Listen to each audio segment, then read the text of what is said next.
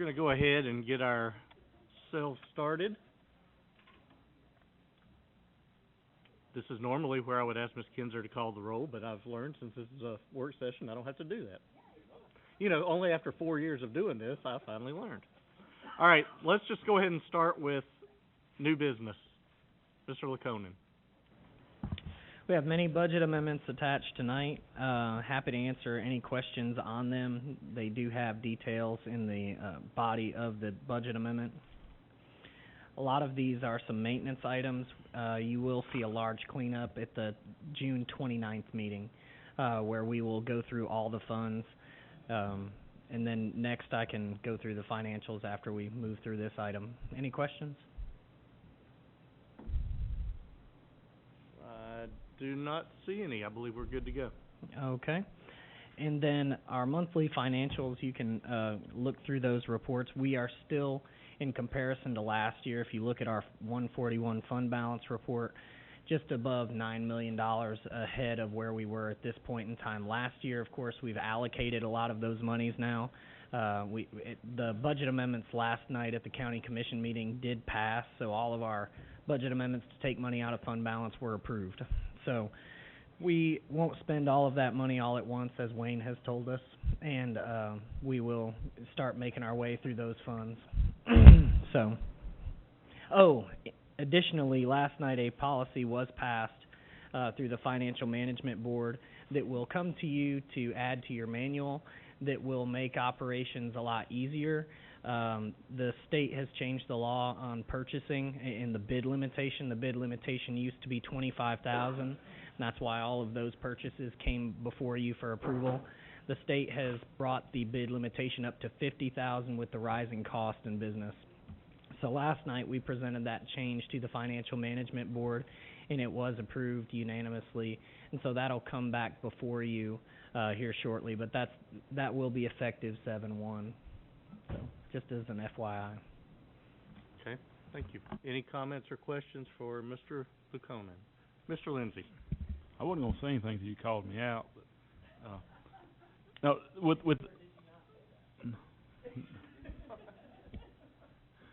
so with that going into effect 7/1, would that be something that maybe this board needs to go ahead and approve before 7/1 to make effective 7/1, or? Once the Financial Management Board approves it, it becomes what you have to follow. It's like an IRS guideline. If they were to change it, our office has to change to fit it. So what you all do when you approve any financial policies that come from the Financial Management Board is you're approving to add it to your manual. So if we can get it added to the manual that first voting meeting in July, that'll be fine. Patty has already sent an email out to department heads to let them know of the change this morning. Okay, thank you. Any other questions or comments for Mr. Laconin? All right, we'll move on to instruction. Mr. Gaines. Good evening. So the first thing you have is the calendar. This is a calendar for school year 23-24.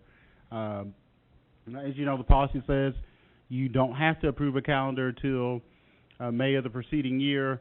So you've met the requirement to approve a calendar for next year. However, I think in the past, board members have liked to have 2 years' worth of calendars out there. So we took some of the feedback from the survey we did on the calendar. We reached out to the Teacher Council and the District Parent Advisory Council and came up with 2 optional calendars for you to look at. So you can you don't have to do anything right now. We just wanted to bring those to you if you want to wait, or if you want to approve one, or if you want to come up with another option for us to put together.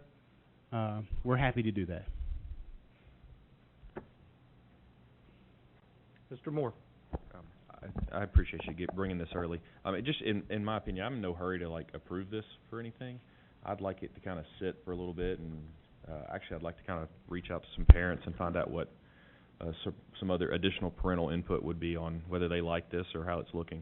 So, I mean, if we could wait maybe another cycle of meetings, it would be, in my opinion, plenty of time for this. I know in the past it's always felt like it's just kind of popped up, and I never know who, I do appreciate the feedback on how you came up with this, but I've always felt like it needed some more parent and student focused eyes looking at it than just staff focused. Ms. Parker. I was just curious, in looking at the information that you provided, it seemed like the survey said that most people were happy with the calendar as we were following it before, but it looks like the recommendation from staff is actually to change things up, shorten Thanksgiving break, start school later. Can you kind of explain what the feedback is on that?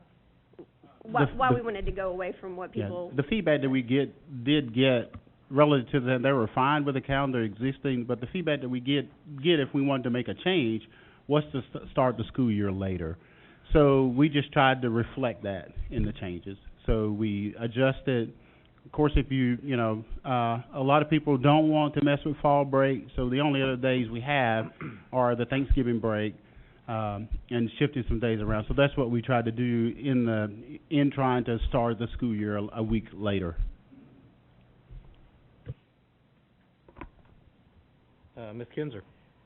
I just remember that one of the reasons we went to that all week at Thanksgiving, those 2 days, is because people took off. We had a lot of people here from Michigan and different places, and they went up to see family, and our attendance went, it was just terrible. In fact, we just almost had to have fundraisers to kind of get kids there, a basketball game, whatever. So I would think that needs to be taken into consideration as to what if we just leave those 2 days in this week as regular days. I believe it will really affect attendance. Mr. Lindsey. Personally, I don't have any problem with where we are. Of course, we're all going to hear it again this August. When school starts back, we're going to see on social media how everybody's flabbergasted that we're starting school so early, and we're going to get all these ideas thrown out at us that we need to start after Labor Day, but we need to finish before Memorial Day. But somehow they also want a week of fall break and a week off at Thanksgiving and 2 at Christmas and spring break, and the math just doesn't add up. I mean, we can take our pick. We can either have all those breaks or we can start later and get out earlier. I mean, it's kind of like your taxes. You can either pay it now or pay it later. I mean, there's no magic to it. So, but just everybody get ready. Here in a month, all we're going to hear is how I can't believe that the babies are starting back. It's so hot, but everybody loves fall break and all that. So I'm perfectly fine to stick with basically with what we have. Mr. Howell. Yeah, I'm going to have to concur with Mr. Lindsey. We see it every time. I mean, I'm a lifelong native. I've been in Murray County my entire life, 43 years, and we used to go after, in September. We start in September, and then at some point we change that. Why would we? This is just how we do it in Murray County, and it's worked so far. I'm not seeing why we need to make a drastic change. I mean, it's not like we're just, this is next year, this is next fall's calendar. I mean, this is 2 years from now. People can make plans, they can make changes, we can all adjust, but I don't see why we need to consistently bring this up as like, we're going to have to rework this. This is our plan. This is our calendar. Ms. Parker. Sorry, I will say, to echo what Mr. Moore said, I would kind of like to see how this year plays out to start school, because as long as I've been on the board, we've always had that day off in between. We're not going to have that this year, and if it's possible for us to not have that, and maybe even with option 1, switch and start on August 2nd instead of starting on August 1st and having a break. If it's possible to do it this year, I'd like to see us try and do it next year, because from a parent standpoint, it's hard when there's that hiccup in your schedule. All right, so it sounds like the consensus is to put this off a little bit to get more feedback.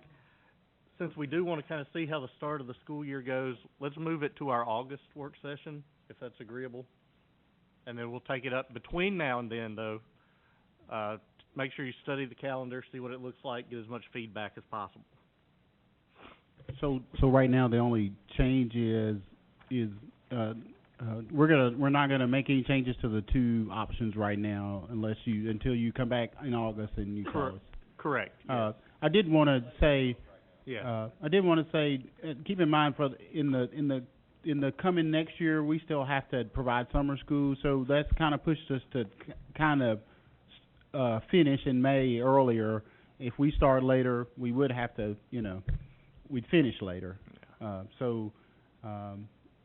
That's kind of the start in August, is to try to get through in May. And with summer school, having to do that, for the next, I think, 2 years, we still have to provide summer school. Okay. Thank you very much. Let's move on to AP courses, parking fee, prom, and graduation dates. I waited right till you took a bite of your chips there in front of you. No, I shouldn't have done it. I'm sorry. Just glad you weren't crunching into the microphone. That's exactly what I'd have been doing. So the fees are presented there, and you can see if you review them that the only costs we have there are parking fees, and schools have some fees for some particular courses, but we try not to charge anyone any consumable fees. So all you've got is high school, really, in reality, high school and unit schools there, parking fees. Thank you. Mr. Moore. I'll ask it again, because I ask it every year. How do we get rid of parking fees? I'm looking through this, and I know we've gone around. The schools don't do the maintenance on the lots. We take care of that. Frankly, it just costs us more money to bus these kids, and I don't understand why we're charging a fee for a kid to be able to drive themselves to and from school. I just don't understand that, and it's not a lot of money. I think at the end of the day, if you do, I don't know how many. I didn't do the exact math on the drivers, but it can't be more than probably $35,000 tops that would bring into all these schools. I just don't see. Is there any way we can just move this on? Again, they're not doing maintenance, so if it's just for parking passes, which is I think one of the other arguments we've heard in the past was the actual physical little pass. Can we not come up with some way where the school system covers that, and we just get this off of an unnecessary fee that we just shouldn't be charging kids?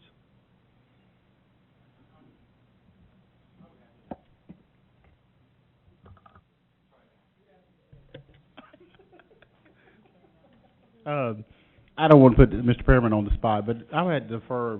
Some schools paint numbers, or are those something that the maintenance does now? We did have a request from one school this year to paint numbers, and we pushed back on that for some reasons we can go into. But I think we can handle parking passes through our. I know we can handle them on my side. I'll just have to coordinate with the schools what that cost would be. And we have had quite a bit of talk this year about enforcement on some parking things. Maybe I could tie that to that, that better enforcement on parking would come back to us taking care of those lots and those fees. Don't see any more like, is this a document we have to vote up or down on, or? Yes. Okay, then I'm gonna make a suggestion before we go any further. I'd like to see this, and maybe I could make an amendment at the voting meeting, but just totally without that parking fee column. That's what I would like to see changed. Ms. Ventura. I was just going to say, in talking to Doug earlier this week, very often our schools leave money in their accounts. Now, it may be a little bit here and there, but I am quite certain if we look at what was left over last year, we can absolutely come up with a way to get either decals or help them paint by the numbers or whatever we need to do. So, yes, I'm absolutely fine with you not putting this on consent. I can put it back on for the board meeting on the 5th and have fees removed, if that's the will of the board. I can't speak for everybody, but that's my will. Mr. Howe. I mean, I would like to ask, we have letters in here from principals who are asking for it, so I'd like to at least have their input as to what they want to use that money for. I know in the past we've heard it's for various maintenances, but there's also other things besides paint, and there's cones, for instance. I don't really need them calling central office for 5 cones every time that some cones get run over by a parent. I don't know. I'm just throwing it out there as a possible option of other incidentals that we're just not even seeing. But why don't we ask principals to come in, or at least email us and tell us what they use that money for, and then maybe that would open our eyes as to why they want that fee on there. Okay. And there again, they would be welcome to speak at the meeting, since this would be a topic. Ms. Irvin?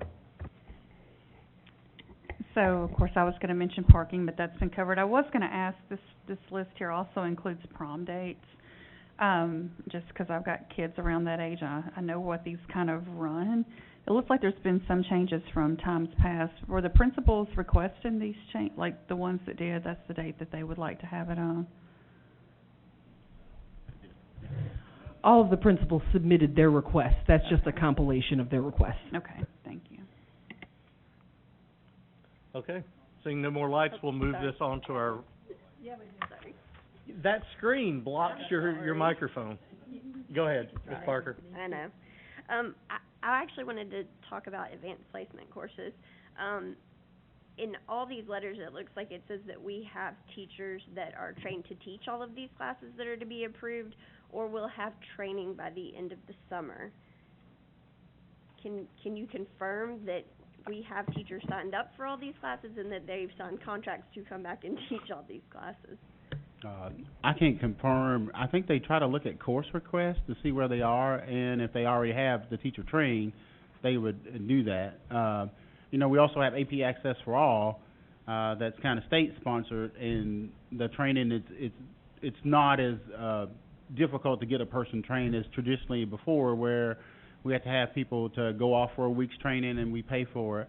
I can say I haven't seen any requests for AP training to me yet for teachers to go get AP trained in the summer. So I would say at this point we don't have any requests for people to be trained. Not to say that might not come up in July after we complete all the scheduling. Well, and I guess that's kind of what my concern is that I'm just assuming that, students have signed up, they've shown an interest in it, and we really don't even know if we're going to have a teacher to teach those classes. And then we're being asked as a board to approve these classes, and I understand AP All Access, but I looked at Mr. Hubble, and he's asking for 13 AP classes, and he says he's going to use AP All Access or Edgenuity. I didn't think Edgenuity, I thought that's our credit recovery. Edgenuity does have some capability to offer AP courses, and in certain, where we've had really particular AP courses where we didn't have, someone needed that course, we were able to offer it through Edgenuity. There's a cost to it, so we have to be very, we can't just let everybody take those courses. Yes, I understand that. And what I'm seeing is not very, in my view, it's not very streamlined. We've got some schools that are asking for 13. We've got some schools that are asking for 0. It's just very, I'm just not seeing what the overall, goal is from instruction on these AP courses. And I'm not even convinced that we're going to have teachers not 100% sure from what you've said that we're going to have people that can teach it. And I'll just be honest, AP is essentially, as I understand it, like a freshman year of college. And so if we're planning on putting them on Edgenuity, which is the same software that we use for kids that we're trying to have do credit recovery, that doesn't seem like that goes together. We're doing K-12, and that's grade 13, 14 in my mind. So in that particular case, that there would be a teacher there that's provided by Edgenuity to teach the course, not a online self-paced course. Yes. I don't know. I just struggle with it because I think AP classes, honestly, we're going to pay, people are going to have to expend money to try to get college credit.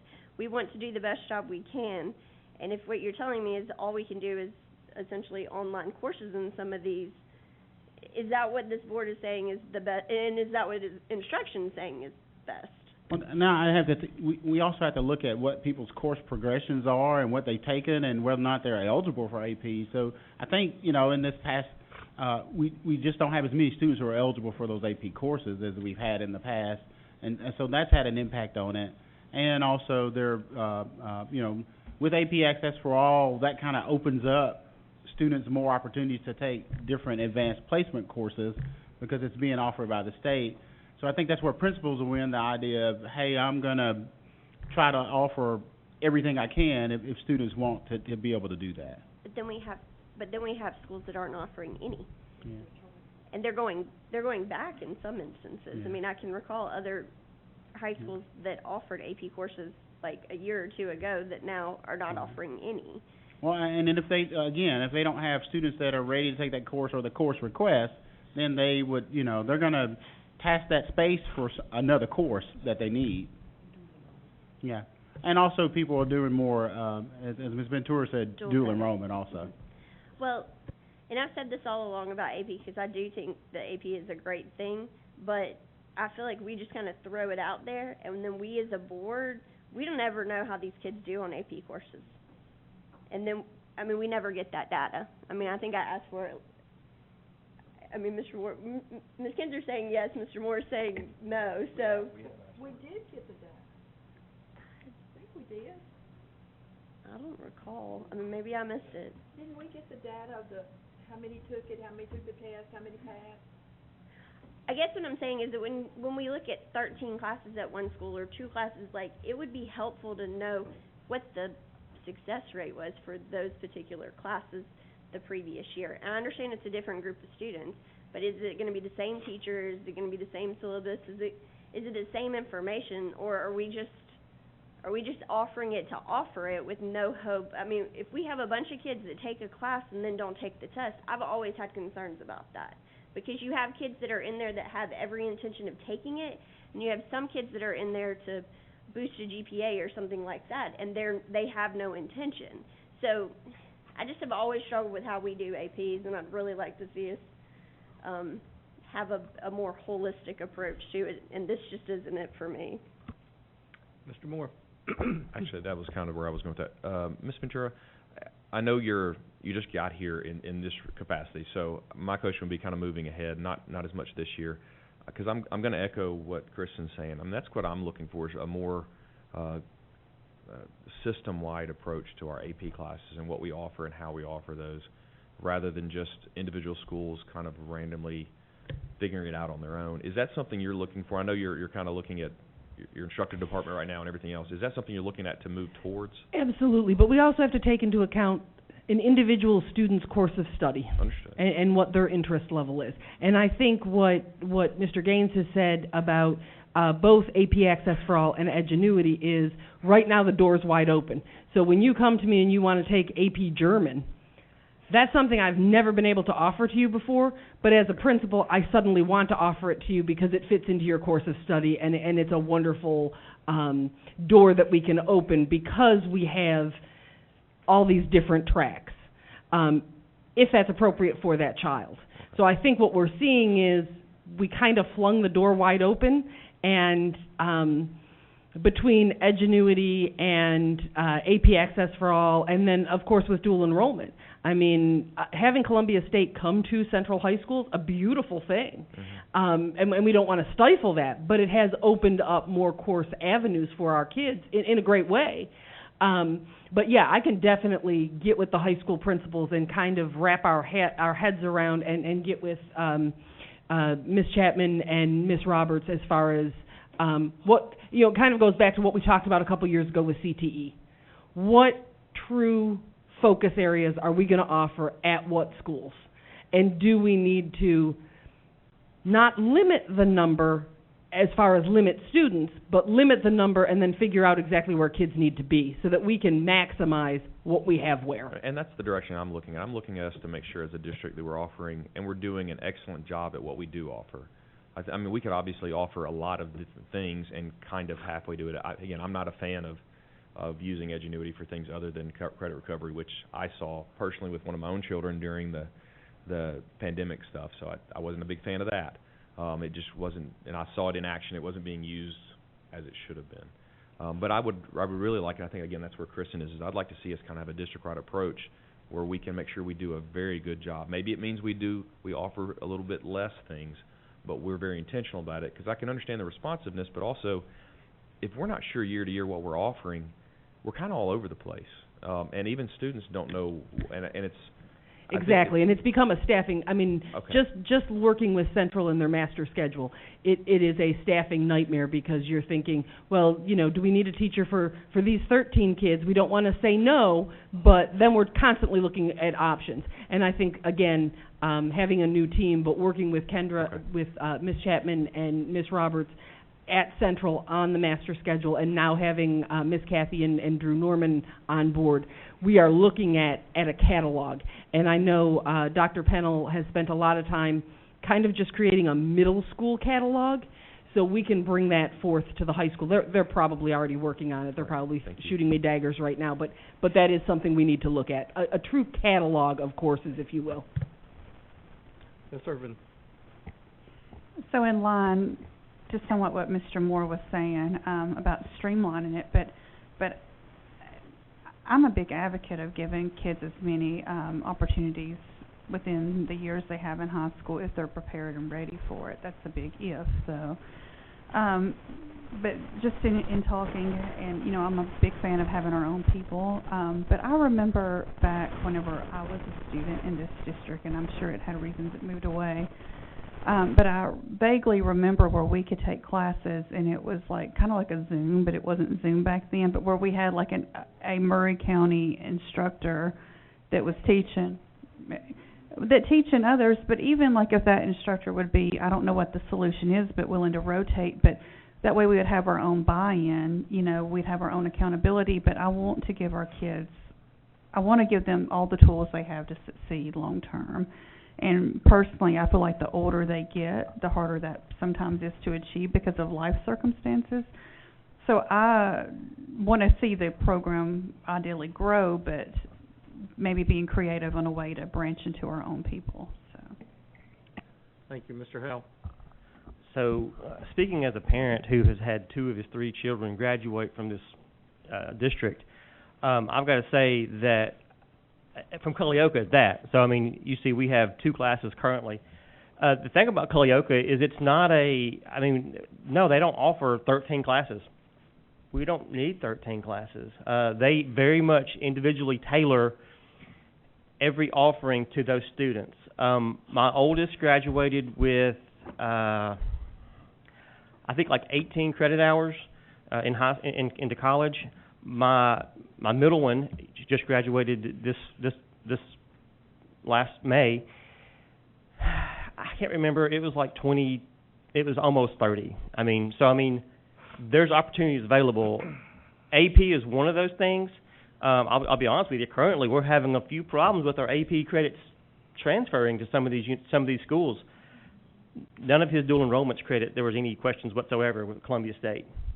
And that's where I truly think you're seeing a lot of these, like Culleoka, they're not using AP as much because it's a one-and-done test. If you pass, you fail. If you're on dual enrollment through Columbia State, if you don't know you're failing, then that's on the student because you know where you sit, you know where you are. And I think that's personally, it's more of an appeal to our students is offering college credit through Columbia State. It works really well. That's just my 2 cents as a parent who's been through this system. Thank you. Ms. Kinzer? Well, I just, Ms. Erb brings up being to teach remotely, and I did. My classroom was a TV studio. I taught 5 schools at one time, and I can tell you that that's an experiment that is not worth repeating. I did it for 3 years, and then my colleague did it another 2. That is not the way to do it. It really isn't. Now, maybe ingenuity has come a long way. I can't imagine, for instance, Ms. Parker pointed out to me on Santa Fe, he's listed French, AP French. Well, when have you ever had the first year of French that you could take AP French? You'd have to have a background in it to be able to teach it. So I do think maybe, I understand that these principals want to be able to offer and give them as many opportunities as they can. I absolutely do. But you got to be realistic about it. And an AP class has a great deal more rigor. It's a college course. I taught AP for 2 years. And by the way, I paid for my own training there wasn't anybody talking about doing that in my day. But I'm just saying, I understand it's like giving them a smorgasbord, and oh, we can have all of this, but I'm not sure that it's the best way to do it. I mean, really and truly, AP should be beyond that. I mean, you wouldn't put a child in AP art unless they'd had a couple of years of art and they'd been recommended to be in it. And they'd have to have pre-AP before they do that. So I would think just using French is one. You walk in and you're in AP French and you've never had French at the school, that didn't make sense to me. So, are we under any kind of time constraint to approve this? Or can we kick it to next month's work session?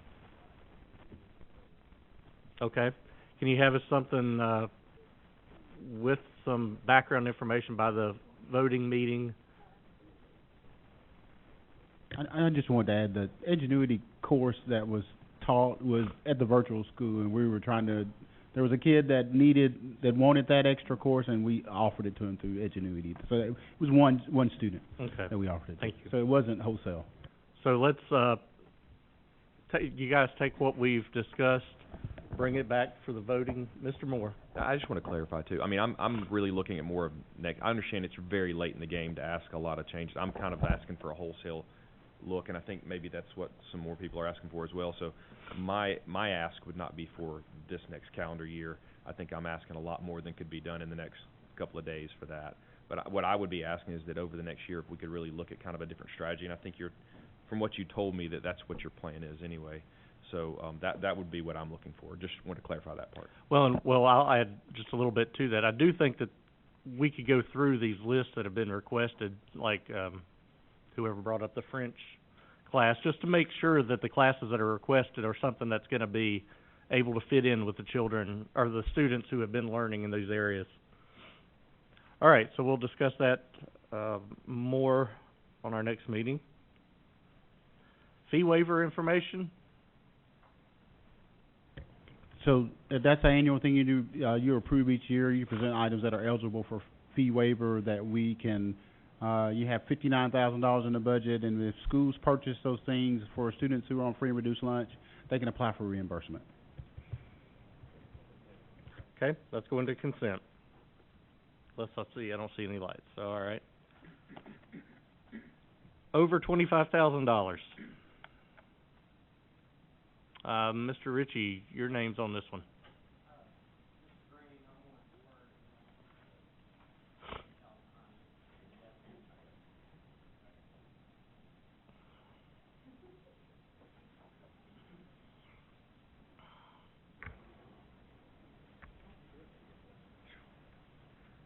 Can you hear me? Okay. You're on.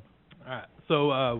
So the previous coordinator in my position, Yvette Carter, was tasked with finding a SEL program for students, teachers, and counselors as well. She had recently told a company that they got the bid, but she abruptly had to leave in August, so that RFP was never completed. So I came on late in January and had to start the process all over again, and that's where we've ended up here today. Okay. So is there a specific curriculum that has been selected? Is that? Yes, sir. Rethink Ed. We had 12 bids as it was open. So we, with counselors from unit schools, again, this is a 4K8. We had a representative from unit school, middle schools, and strictly elementary schools. So we all sat down for half a day this summer, went through all 12 bids. And the last one we came up to was Rethink Ed. It covered a lot of what we're looking for. It covers Aaron's Law, sex trafficking, suicide prevention, career planning for our middle school, as well as even an education opponent for the teachers. They have one that has helped decrease teacher burnout. So this is something our counselors that they kind of want because they haven't had curriculum in many years. And as we all know, social emotional learning is at the topic of everything we're discussing today in today's world. And so our counselors have, for the past few years, since they have not had Second Step, had to come up with their own curriculum. This is actually something that's research-based, something that is updated live, and then we'll actually have live PD, PLC opportunities through this company. And like I said, they just checked a lot of our boxes. One thing that we are required by law, school counselors, is to do Aaron's Law every year. And a lot of times it's hard to find free presenters to come in and cover that aspect and component for us. And so a lot of counselors have created their own curriculum for that. But there's a lot of stress that comes with that when it's such an important topic, when you have to present it to students in all grade levels, elementary and middle.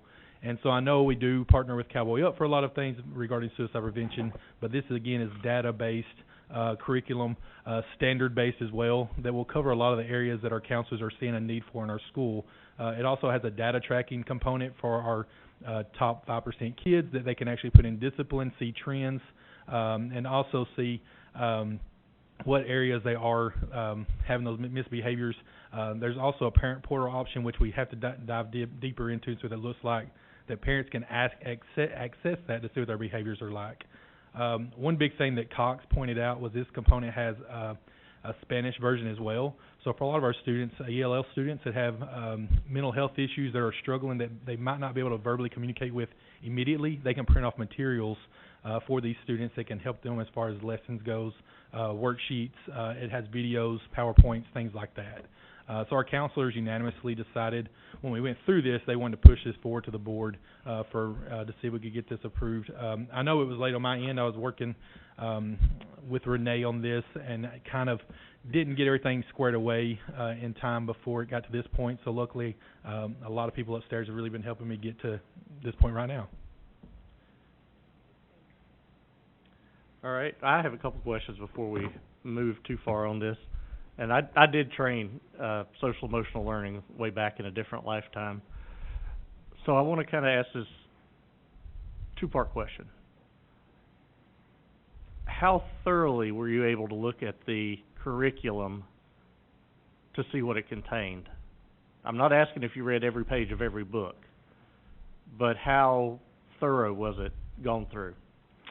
We went, like I said, half a day that day. We did send it to other counselors to look at on their own. They gave back an email. I got a couple of emails from counselors that did look through it. Again, it was the longest proposal at 219 pages. We did look through some of the references as well. They had a reference page that gave some background as well. One school even had a link to a video. So we did go through it, again, as best as we could, going through it without contacting the company or anything like that. And so the only time I contacted the company was to get the quote number because it wasn't included in the packet. And then just like I said, reading the references they submitted, going through the 219 pages best we could. Like I said, compared to the other ones that were submitted, if we're looking for getting an SEL program for 22-23, out of all 12 that were submitted, this one by far stood out the most to all school counselors unanimously because of the content it had, as well as the standards base that it covered. Okay.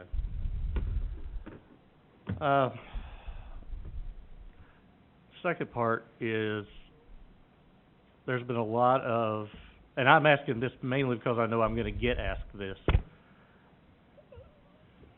Social emotional learning has kind of recently lent itself to opening other doors that have been more controversial as far as information being taught.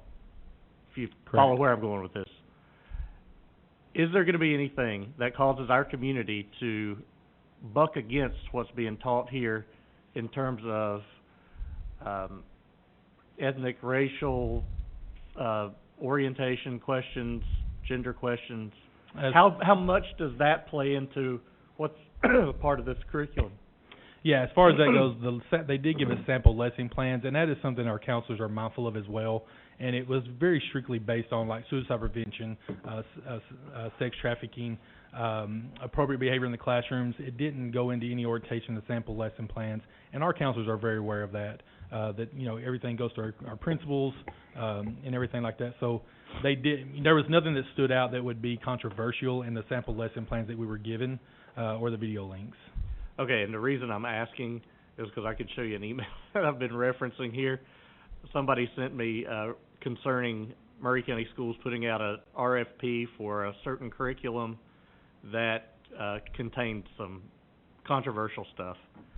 So I know that a lot of things are taken out of context, but I just wanted to clarify to make sure that we were all on the same page. Yes, sir. I agree. Ms. Irvin. Mr. Green, Hey. you had mentioned data tracking. Can you explain that a little bit to me? Because that just kind of triggered something that I had heard. So what are we tracking on the data? No, this will be similar to what we do with RTI-2B. So a lot of times the RTI-2B, we do track behaviors, again, looking at the 5% Tier 3 kids. And so that's what he's talking about. Like this is sort of lines MTSS, which we have a person now on board in Murray County Public Schools for that position. So this, again, is for data tracking for behaviors. We're trying to find consistency, but the biggest thing is to try to get these students to maintain the hallways, classrooms, specials. So the object is to improve the student. So this would be helpful in that in the tracking tool, because we want to see where those behaviors, whether it's a certain class, a certain time of day, certain teachers, things like that for elementary. I just know that can be helpful. So I appreciate that. Thank you. But I'm always mindful of how that data is used, because I do know I never want to put a child in an unfair position, because having been a teacher, you know, the last thing I ever it's twofold, because one way it's good to have a heads up if someone's got issues, but at the same time we don't want to label kids to where they're always, you know, pitted in an unfair advantage like from year to year. So I'm hopeful that that would be used very sensitively to where we're giving children a chance to break new every year. Right. This is something that's used by the teacher in the classroom, so it wouldn't necessarily be that's just like broadcast to the whole school. Right. And then another thing I had heard, and a lot of times when you hear things, I take them with a grain of salt, because you got to realize where the sources could be. But are we doing this on our students at large to where, because I have heard that there might be surveys going out on every child. Is there anything like that going, or is it just the ones with the targeted behavior?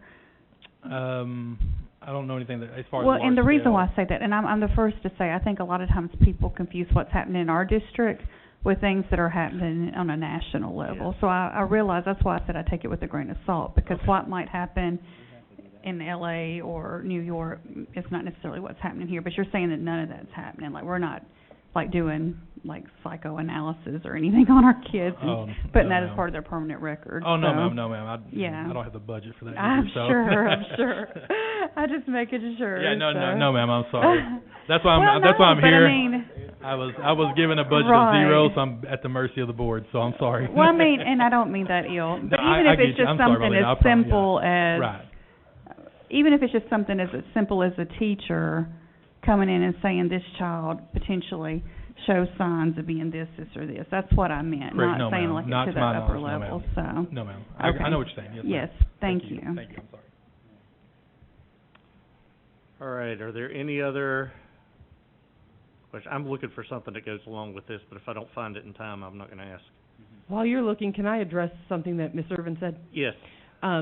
There are two things also at play. First of all, the state requires us to do a youth risk survey, and I believe that's grades 5 and 7, but I can't recall. I know they're odd grades.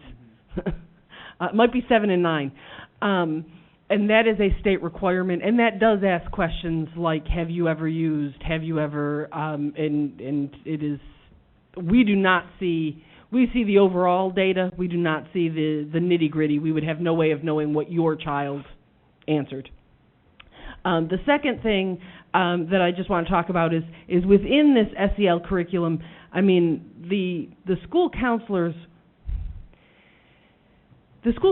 work with small groups. They do classes at some schools. So, I mean, getting to know your students and working with them as far as, this may be a group that needs to learn how to share appropriately, or this may be a group, that is data collection, because you have to find out how to create your group. But it's not necessarily I'm targeting you, you are targeting because you're creating a group of like students. Or in some cases, you're purposely creating a group of the most diverse students to teach tolerance, to teach diversity. I don't want to say that we are surveying large groups of children, but that's kind of how it works for social emotional learning. Does that kind of answer your question? Okay.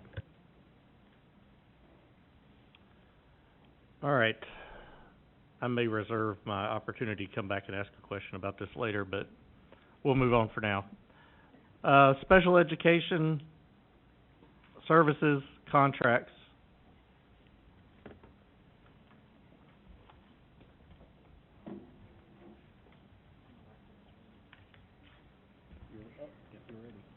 My first time working the mic. It'll go on consent. I'm special.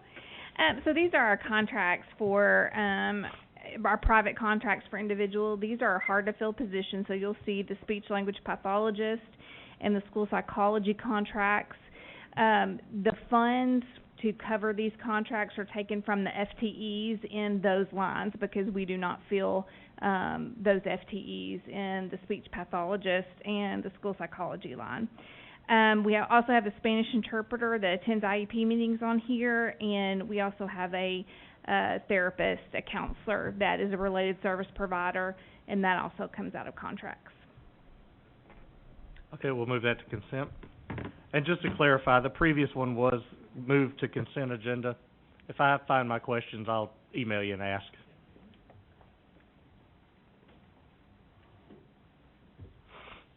Credit recovery. Mr. Gaines?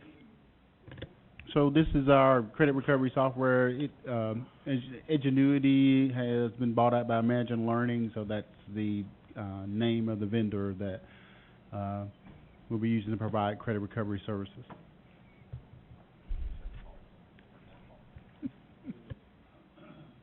Consent? It says do not move to consent? Wow. Glad you put that in bold so that I could see it. We're waiting on the credentials from him. I got all thrown off about social emotional learning. All right, kick-up services. So this is under our federal programs bid. It's a half federal and half regular GP. Kick-up provides our means to schedule all our professional development and allows teachers to document that. We're able to connect our learning platforms to that and host all our professional development for teachers. It's just our vehicle to conduct all our training and so that teachers can document their training. It also, that's where we do our surveys to determine if our PD was good, bad, and determine needs assessment. You want me to keep, you'll stop with that one and I'll... Consent? All right. So you asked us some time ago when we were dealing with Elevate toward the end of the year to come back to you to say in the event that we might need Elevate, we need to be more prepared to be ahead of time. We reached out to Elevate and talked to them, and they came up with a general, hey, here's the range of, if it's 3 teachers, as I said in the memo, or up to 12 teachers, what the cost could be. Keep in mind, if we did that, that cost would be coming out of the teacher line because we're in a sense replacing a teacher. But essentially what we're asking to do is at some point, staff will look at, hey, it looks like we're not going to be able to fill this vacancy, and we're going to we would then contract with Elevate, and we want to be able to go ahead and initiate that contract and go ahead and move forward. So we would have to come back to you in August or in July doing that. Consent? Oh. Can I say one thing? Okay. Go ahead.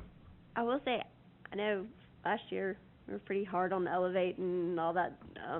Would this also include classroom coordinators? Do we already have those trained and ready to go?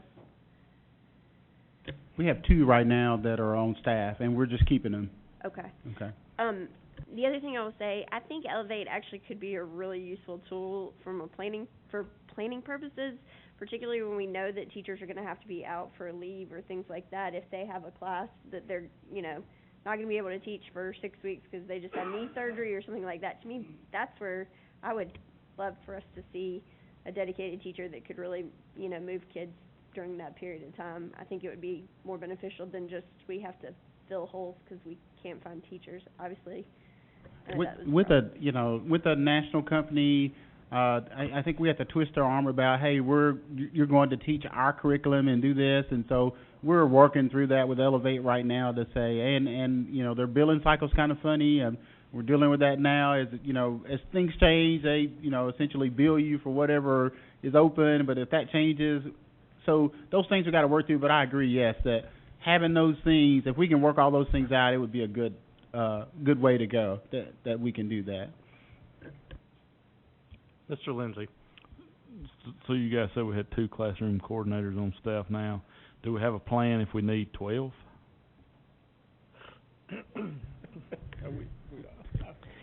HR is working as furiously as possible, and the principals are interviewing as much as possible.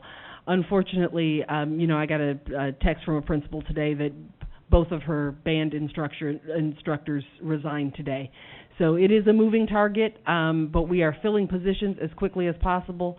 I think I alluded in my email to you recently that, I've created a team to do some hiring at Central in this interim period.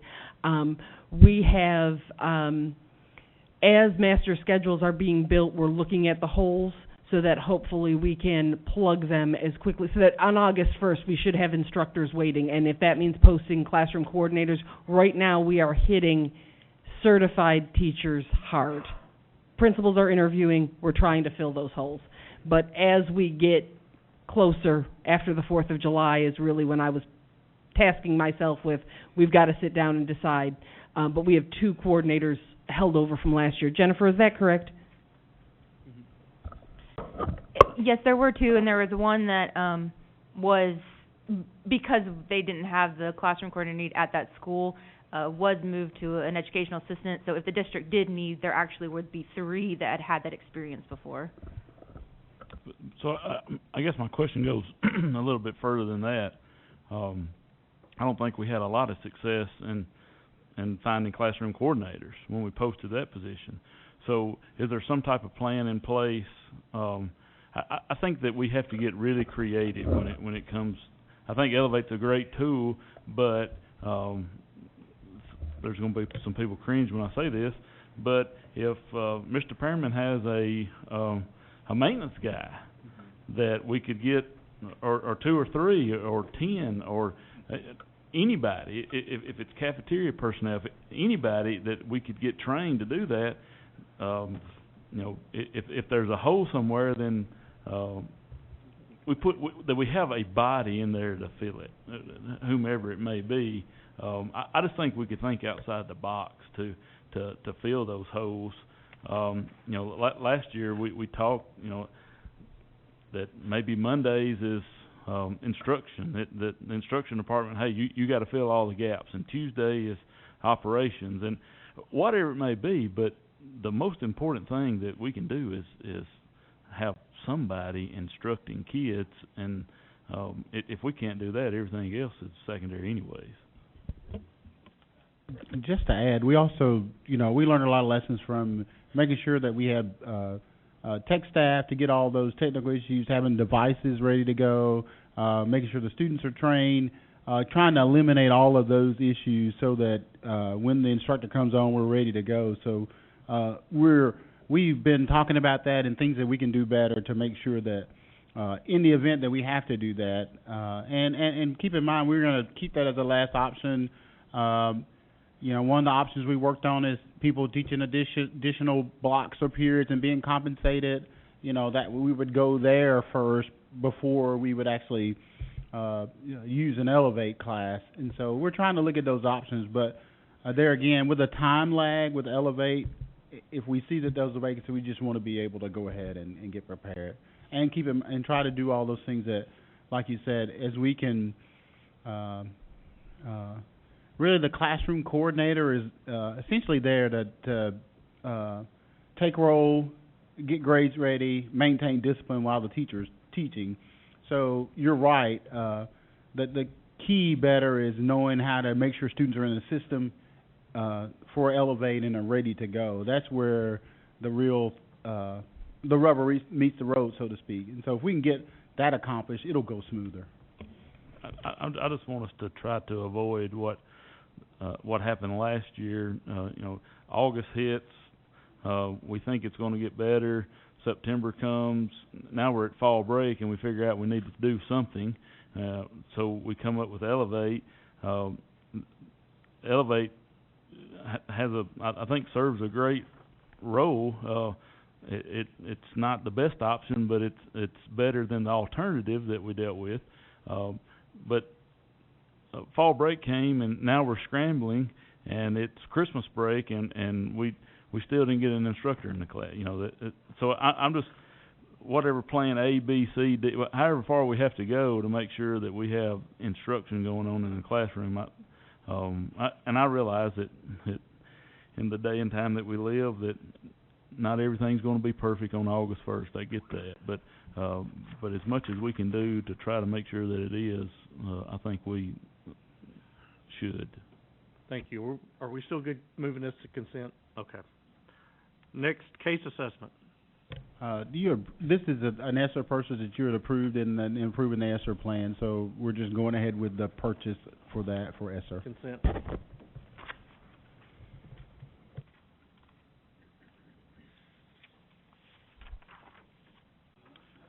Renewal of bid, EduPoint Synergy.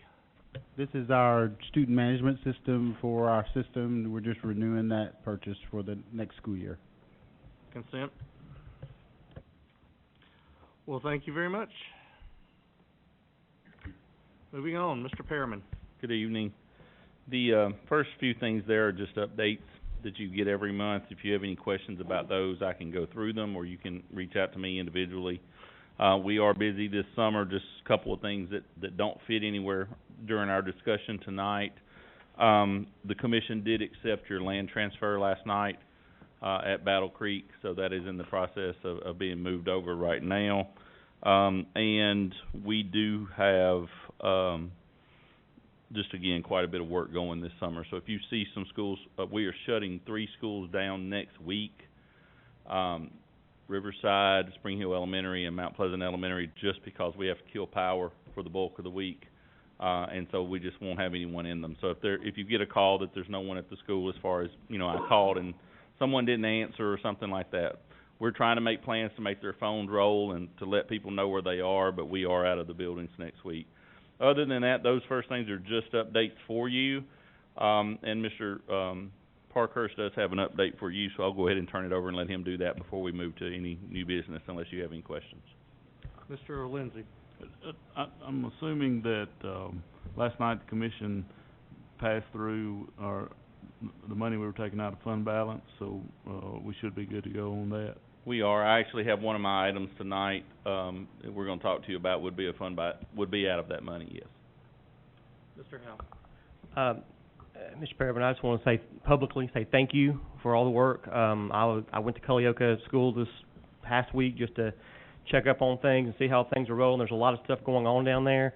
The exterior of the building has I don't know if y'all know, a material called Drive It, and it is probably some of the worst material I think we've used. But it turns green, it turns gray, it turns brown, and those are not the colors it's supposed to be. So we can clean it, and it comes back. So they've come up with a great idea. They're cleaning it, they're painting it, and Culleoka School looks phenomenal. And that's just the exterior of the building. I know Mr. Maynor and Miss Anna, they're inside the building doing the floors, and they look great too. The athletic facilities down there. I mean, if you go look in the back lot at Culleoka School, there's probably a quarter inch of sand on the back parking lot because they sanded all of our fields. I don't know that we've ever done that ever at Culleoka. So there's progress being made down there, and I just have to say thank you, Mr. Pointer, for all the hard work on the athletic fields. Mr. Perriman, thank you for all the hard work on the buildings. I can't speak for the rest of the schools because I don't go to those schools, but Culleoka is looking great. Thank you. And I appreciate that. I'll pass that on. Our maintenance staff is actually painting that building. We're painting this building as well. Our truck that we were using here broke, wound up. The high part's not painted right now, but we've got a lift down there. But we're doing that in-house. It costs substantially less for us to do it than it did to actually bid that out for someone else to do it. But I will pass that along, and we appreciate it. We're trying we want it on August 1st to look as pretty as it can for everybody that shows up. Thank you. Continue on. Good evening. Well, I was told you all had a lot of questions about next year and what meal service would look like.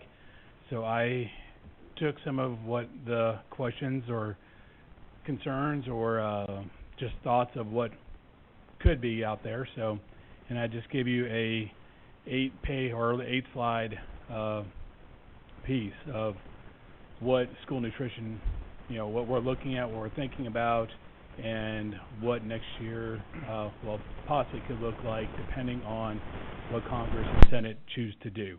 So on slide 2, pretty much I just said what questions we have for COVID waivers or what may questions have as COVID waivers end for the year. There's a lot of wonder because as we transfer off of free for the last, I'm not even sure, it's all been a blur really for me, but as we transfer off from free for this past year and the prior year, we have to look at multiple pieces. One, we'll be getting paid differently from the federal government compared to this past year. As you've seen in my budget numbers, it's been a lot higher than normal. That's because they funded us a little bit differently. So as we stop feeding free, because of USDA is no longer allowed to continue the waivers that they're doing, and the funding is not there, we'll be going back to what is the National School Lunch Program. That program allows us to feed the kids that are in need and still look and make sure we are taking care of everybody else.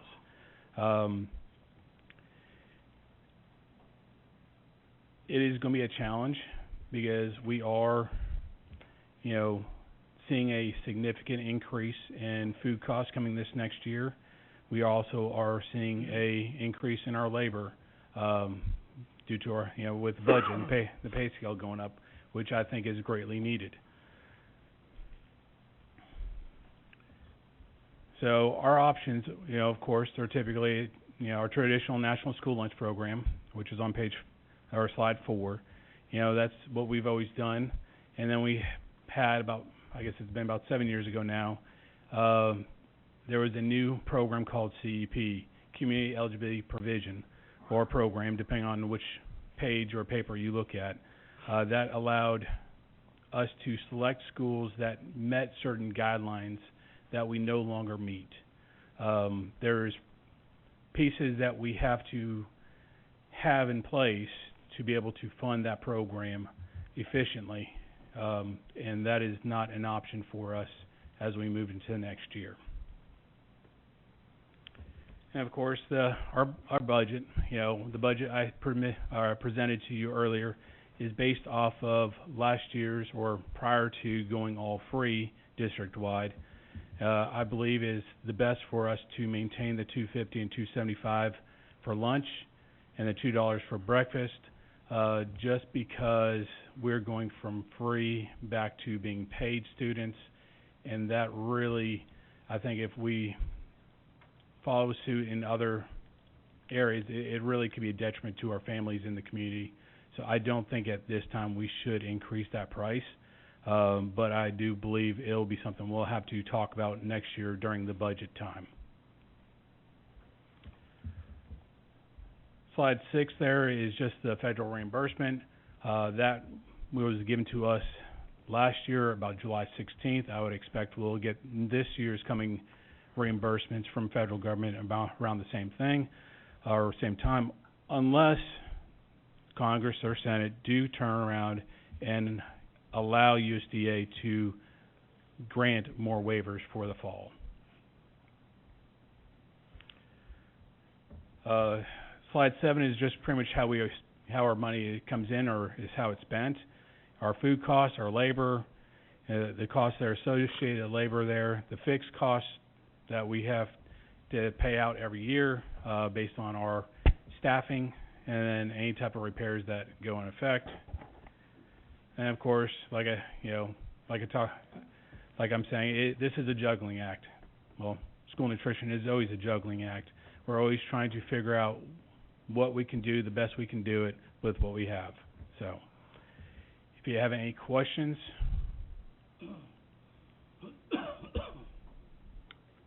Mr. Lindsay. Over the last couple of years, per year, how much money have you received when USDA has been providing you those funds to pay for all the meals? This year, we are roughly hold on. I know with additional a la carte, we'll be 8.7 this year. As far as just reimbursement, I have it here, so give me 1 second.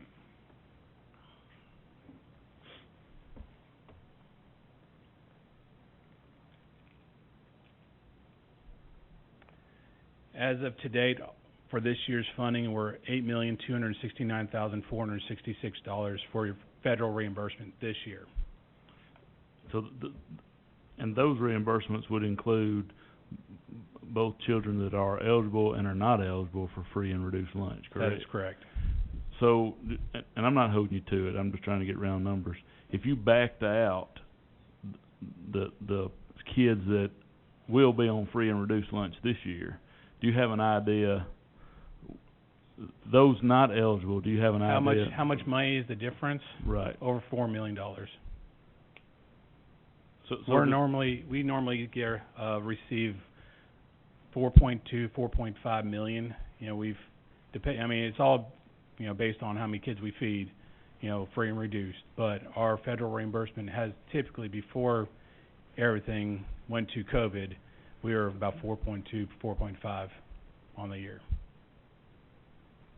So if someone wanted to write a check to pay for all the kids' meals, they could write it for $4.2 million or roughly that, and probably. Well, yeah. I'm not holding you to that.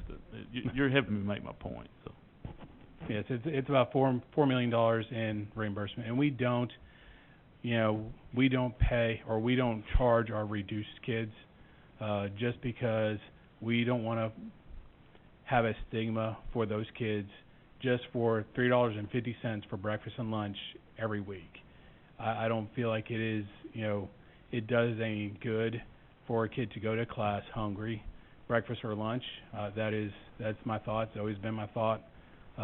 So at $3.50 a week for one kid not to have to worry about, to dive into some sofa cushions or whatever to find the loose change to pay for their breakfast and lunch for the week, I think it's a very good use of our funds. Thank you. All right. 4.2 million. Break that checkbook out, Wayne. Moving on.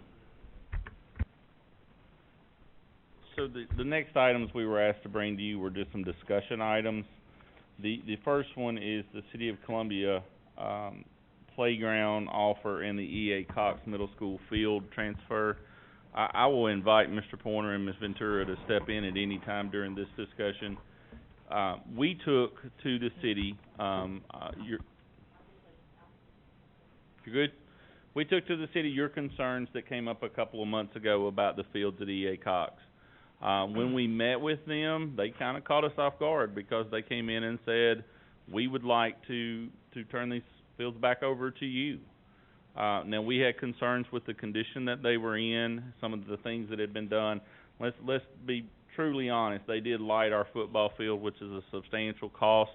The red light that went in on Bear Creek Pike went in primarily for the firehouse, but that was all part of that process. And that's on a highway, on a state highway, that is a substantial cost. So there have been significant improvements, but we did have some concerns about some things, and we've voiced those concerns. We're working through right now.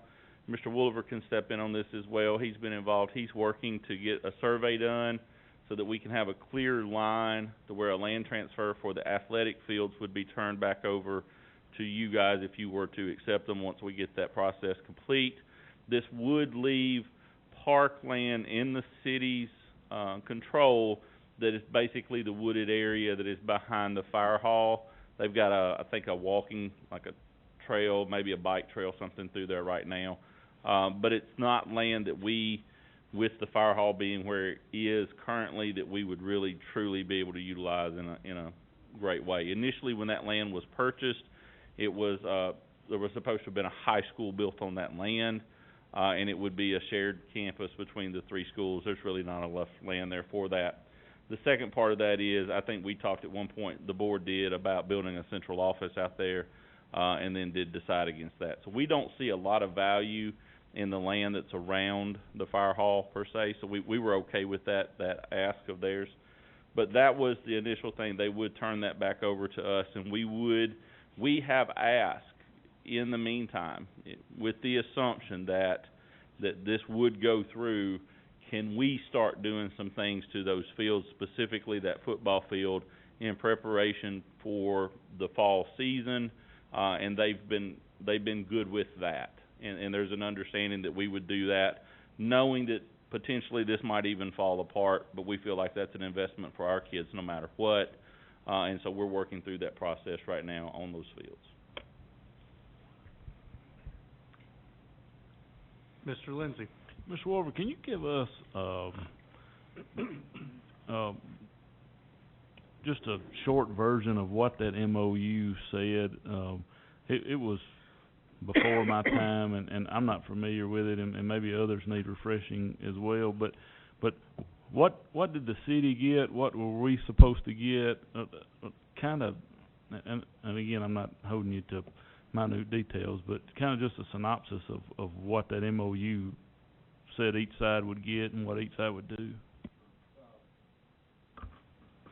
It's been a while since I looked at it. That was a long time ago, but what I recall is that you guys agreed to turn that property over. They're going to build a fire hall and put in the traffic signal. As far as the fields go, they were supposed to bring those up to your specs, and I believe also put some restrooms and maybe some bleachers out there also. You guys would have first rights to use the ball fields permanently, but mainly they wanted that property for the fire hall and some things that went along with that. So that's my recollection. How much land were we actually did we turn over? How much land was involved? I think it was roughly around 42 to 45 acres. I think the what we called the high school site was roughly 30 to 35, and then when you put the ball fields in, it was somewhere right around that number. That sounds right. So ball fields coming back. So we're talking about I don't know. They're wanting to turn back over 30 acres to us, maybe. I think that would be more like in the 13 to 15 range. We'd leave them with somewhere between 25 and 30 acres. Okay. Basically, if you go out there and you go up the drive to go to Cox, when you make the left behind Randolph Howe to go up to the school, there's an existing gate that was our gate anyway. Where that gate goes, there's a ditch that runs straight back to the to the neighborhood behind, and we have just said that that's the perfect delineation point right there. One side is grass, one side is wooded. The ditch is it makes a good rectangle square type shape, and that's where we looked at putting the line. So just to put it in simple terms, because I have to for me to understand it, if they turned the fields back over to us, then the city would have received 25 or 30 acres, and in return for that, the school system would have got $150,000 worth of lights and a traffic light that we're really not in the traffic control business. That's not really what we do. So, but 30 acres for $150,000. I don't know where I'd get $150,000, but I'd find it somewhere for 30 acres off of Bear Creek Pike. I promise you. So that does bring us to the second part of the conversation that took place that day. And again, I'll invite any of these folks to step in if I misspeak or leave something out. With that, they did make the offer to the board that for the 6 Columbia elementary schools, the 6 schools that lie within the city limits of Columbia, they are willing to make a a playground equipment donation that would be in the amount of $100,000 for each of the 6 schools. We've talked to them a couple of times about this. They brought options to us on the first day. They spoke with Ms. Ventura, Ms. Porter, and I. She pointed out to them that all we could do was bring that to you as an offer. I do have a meeting with them Thursday to kind of get more into the details of what that offer would look like, specifics on the type of equipment, the installation, what they would cover, when it would occur, all of those details. But they did make that offer on top of giving that property back, is that they would make that donation to the 6 Columbia City Elementary Schools. Did I leave anything out of that? So how did, and maybe this has just occurred over time, because I thought that original donation was tied to the sales tax ruffle that I started last year. And it was kind of a goodwill gesture from the city. So now it's turned into a part of the negotiation for the land deal. That was the... Turn it off again. That was the first time that had been proposed to us in any formal way. First time I'd been in a conversation about that at all. Okay. But that was the conversation. We would be willing to turn this land back over, and we would be willing to make this donation in kind to specifically those 6 schools. Okay, thank you. Ms. Kinzer? This board had already allocated $60,000 for every school for playground equipment. So if we accepted $600,000, it will go only to the Columbia. To those 6 specifically.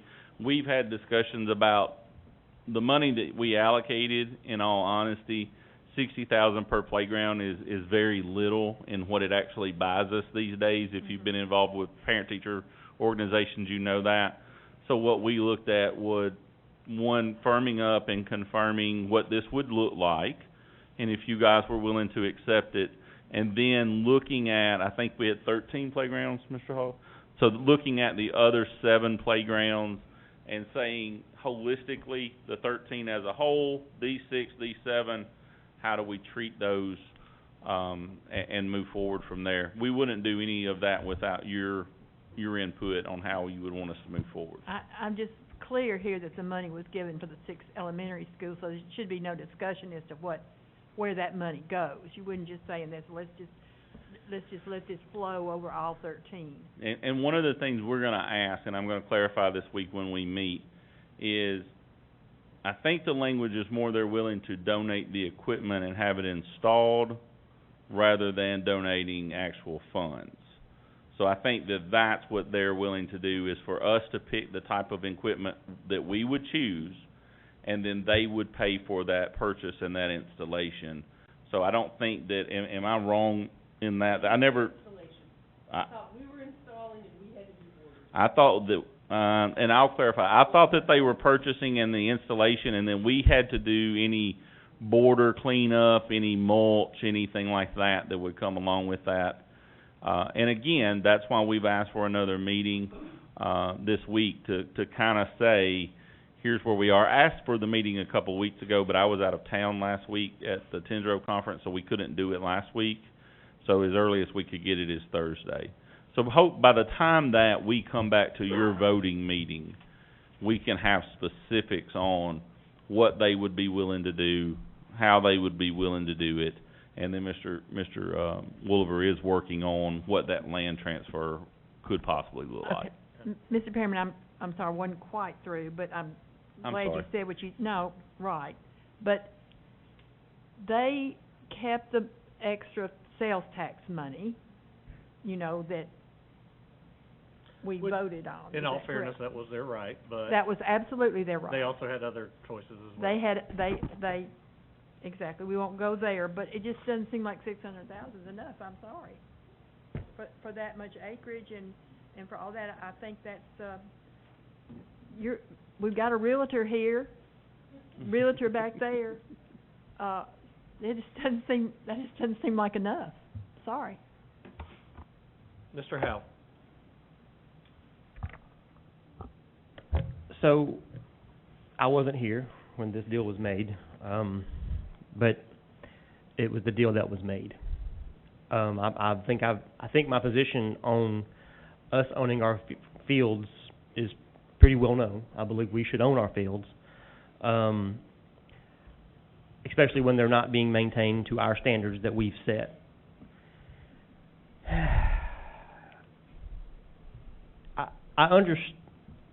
There's a lot of heartburn here for me as well.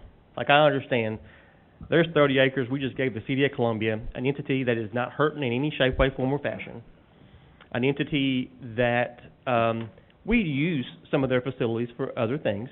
So, I mean, it's not like it's a one-way partnership, but we don't, I don't think we use, I don't know what 30 acres would go for, but I don't know, a couple of million, 5 million, I don't know, 10 million, I don't know.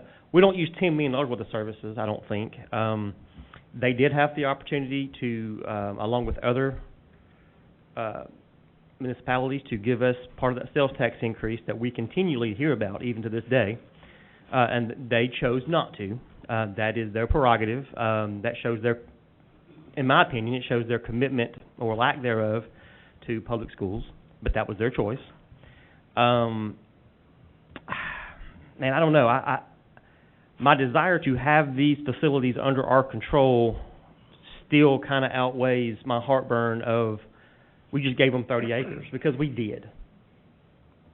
I don't think there's a way around that. I think that they're trying to give us $600,000 to be like, whew, bye, go on your way and be done with it.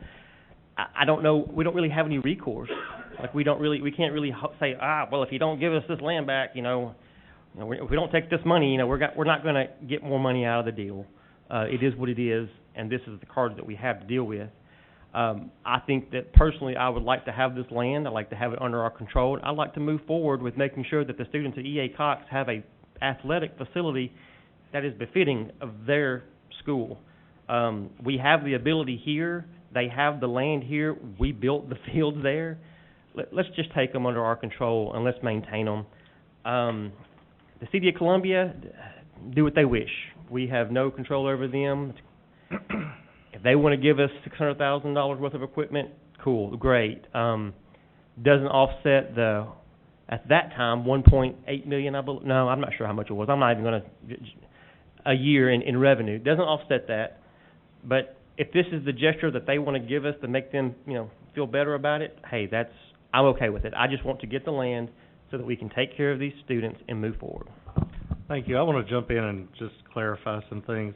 I know a lot's been made about the tax revenue, and I brought that up way too much last year. They're well within their boundaries to do exactly what they're doing with that, and despite all my belly aching about it last year, I do see that that's something that they're doing, and they're well within their bounds to do. And also, I would push back just a little bit on the city's commitment to our schools, simply because they are the largest of the municipalities that we serve. They do have the most invested. They do have the most children. So they do have a stake in the success of our schools. Now, obviously, we can all differ and have our own opinions on how they should show that, but I think they've made some gracious offers. I think that our discussions have been more positive over the last year or two, and I think we're moving in a better direction with the city. So even though things aren't perfect, I do think we need to keep in mind the positives that are taking place. Mr. Moore. Thank you. What year did this MOU go into place? Was it 2018, 2017? Okay. 16 or 17, there was an addendum in 19. Okay. I'm kind of all over the place. Are these things necessarily tied together? The $600,000, is it really functionally have anything to do with the other? No. Okay. And I say that to draw a distinction because if we were just talking about a donation to 6 schools in Columbia, I think that's great. I mean, I appreciate that offer. If that's in any way tied into the fact that for 3 or 4 years now they've neglected the schools at Cox, they've neglected those students at Cox by not fulfilling their obligations. That's insulting to me. I'll just be honest, to kind of tie those together. Now, if they're separate, that's a different story. But to tie those together, again, they got a really nice piece of property. And to be mindful of that, too, I understand that the $600,000 is supposed to go to just Columbia schools. But this is property we could have sold that would have been available for all students in the entire county. So, again, when these things are tied together, it starts to be very uncomfortable for me. Well, that was my question at the beginning, because when I first heard these conversations, they were two separate conversations. And okay. Understood completely. They took place at the same time. Yeah, it finally comes up. These two conversations took place within the same meeting, and actually one led into the other conversation, but they have been two conversations. That's why they're listed separately on here. Well, but I guess in some ways they are still tied together. I do have heartburn with that again, for several years now, the students at that school, we made a good, as a district, again, whether, I know Mr. Howell brought it up, whether we made a good choice or not, we made it a choice at the time, because I was here on the board, that we thought would get us more quickly to a place where we had some good facilities at that school. That was the goal. And the other party in that agreement simply didn't follow through with all of that. So for several years now, those students have suffered for that. On top of that, it is somewhat frustrating that they want to make themselves look good, that they're donating to some other schools here, but they're only doing that because for several years, they want to ignore the fact that they kind of didn't do their responsibility, and that gets to me a little bit. Again, I'm struggling. I'm not trying to beat up on them too much. It's just frustrating to be sitting here. The goal in the beginning of this was simply to do a better job for those students at Cox, to have a better facility, and it just hadn't come through, and they still ended up with everything they wanted out of this deal, and that's what bugs me at the end of the day, is they're getting everything they wanted, and we're still having to pick up the pieces. So this was one liberty, Mr. Fulbright. You know this is my school, and I've insulted you at times over the last couple of years about this. I've made disparaging comments that the board did this to the facilities out there. Still feel that way. Sorry. This was a bad deal. It is a safety issue beyond the athletic discussion. We have land right now literally across the driveway from our school that is unfenced, that is a public park, that has trails on it that start on the other end and move through. We can say all day long the folks aren't supposed to be on our property during the day. That's very hard to deal with when you have kids outside, and when you have that back parking lot utilized, when you have athletic events and you have bikers coming through and you have things. We see issues with this that are, speaking, I think importantly, this is something that we need as far as the transfer back. I agree with the concerns. I agree with the motives maybe that are here.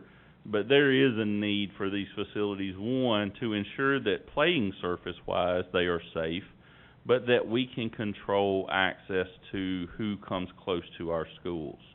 And if you've been out there, I've jokingly said we were going to put a sign up that pointed to this property and said this does not belong to the city of to Maury County Schools, just because of how it's looked, because it looks real bad right now. We did tell them that we would like for the trailer that they placed out there to be removed. I do think we need to maybe talk about the sinkhole. We gave them a sinkhole. We fixed the sinkhole. We got a sinkhole back. This is a sinkhole again. So there are some issues there with this land. But right now, that sinkhole is open on a property that is unfenced next to us, and it's not our property to go fence the sinkhole. And it's an open sinkhole next to an active school. So I've got concerns. That's just what we see from a safety standpoint, understanding everything you say. I did just email you. I know it has to clear your board wall, but I did email you the map and with the line that would show where that would be. And this was 41.99 acres in the original move. Okay. Ms. Parker. I have a lot to say, but I'm going to try to streamline this as much as I can. When we made the decision as a board to donate this land to the City of Columbia, was that the recommendation of staff at that time? So, and I point that out only because, you know, the seats up here changed, you changed in that seat, and so the opinions sometimes change. But the direction that this board got was that was a good deal. And I think part of the reason why we thought it was a good deal was because we hoped that the fields would get to a higher standard. I mean, Whitthorne, we've already heard about. They don't have pretty much anything outside their doors that's up to any standard that we have, that we've set. Cox actually had stuff. It just wasn't up to the standards that we wanted, and we hoped that by partnering with somebody else, we would get to those standards. I was actually out there last Friday for 7-on-7, so I got to see what was out there. I wasn't super impressed, I'll just be honest, and I'm sorry if that hurts anybody's feelings. There were lights. Somebody was like, why aren't the lights on both sides so it can light the baseball field? Because they're just focused on the football field.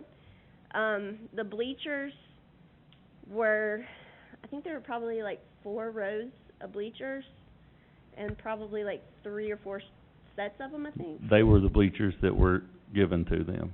Okay. So nothing was even done on that.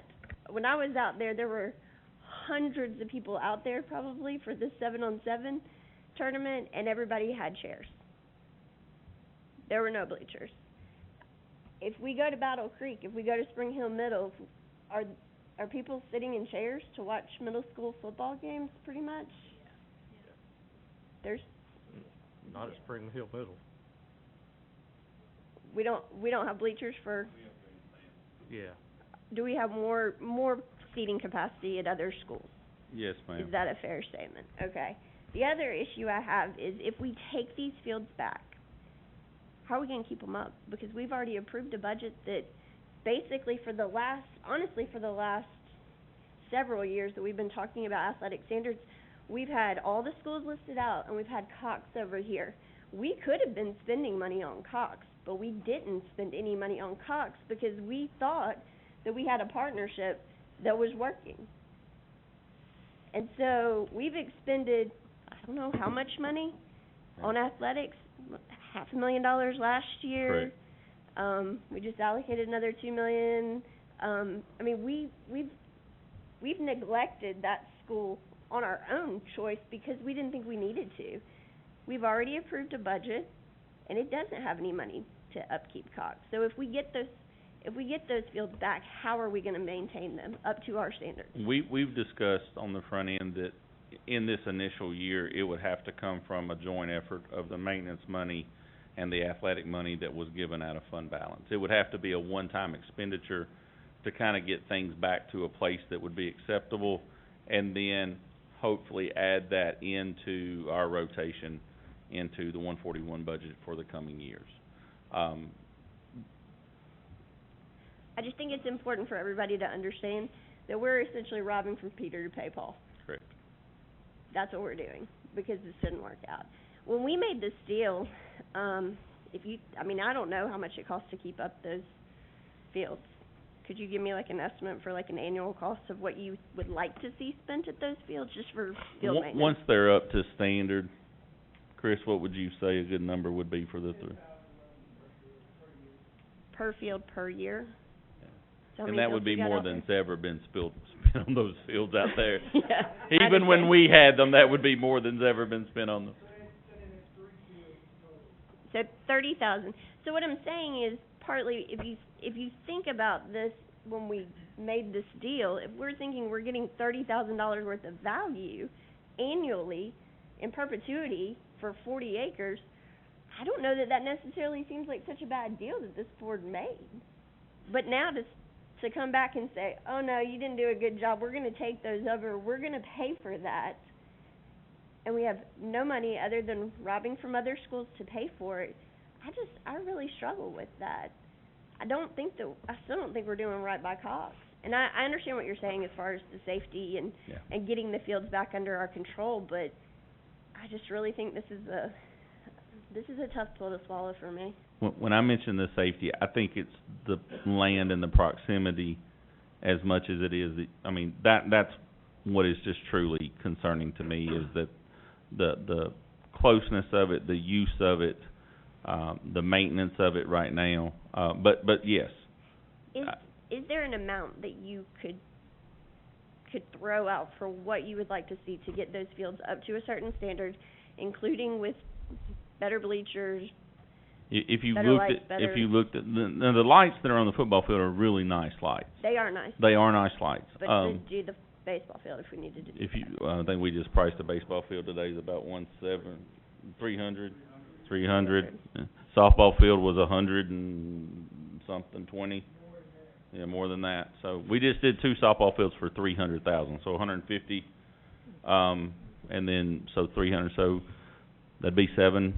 You're getting that by the time you did your field maintenance, you would be at $750,000 really quickly.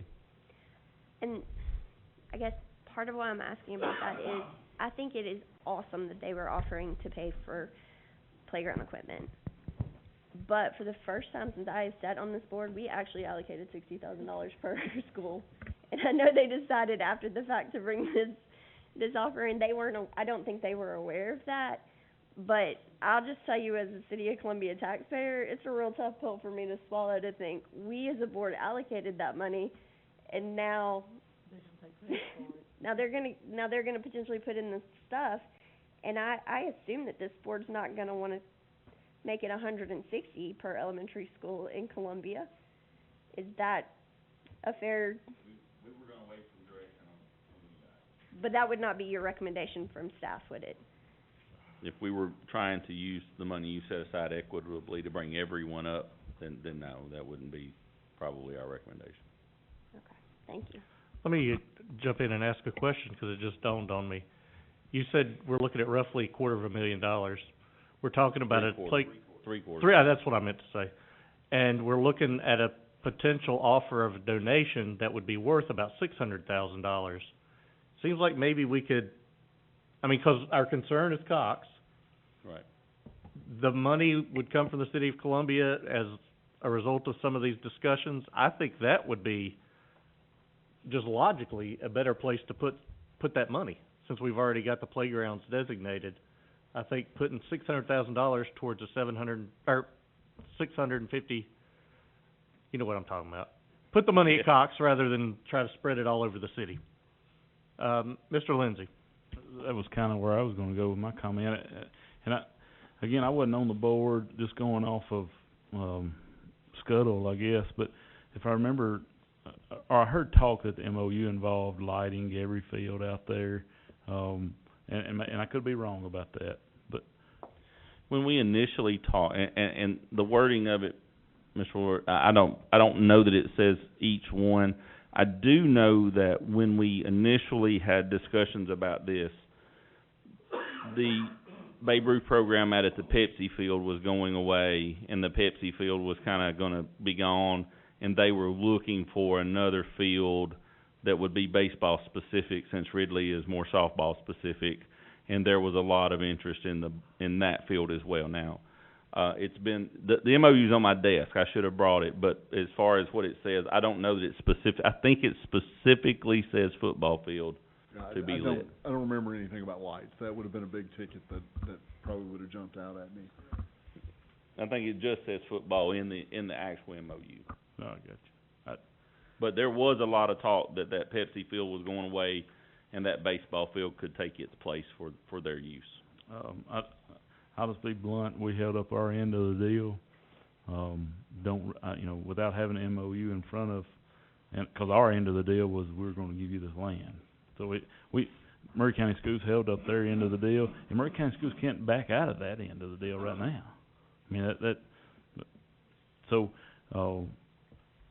It appears that the other end of the deal was not held up, and that's just being frank and blunt about it. I think if we take them back and go on about our business, that just seems like an awful easy way out to me. And not to beat a dead horse, but I didn't bring it up, but if you look at a report we got tonight, as of the end of April of 2022, you can look at what each entity has received through the increase in the sales tax referendum, and you can look at those numbers.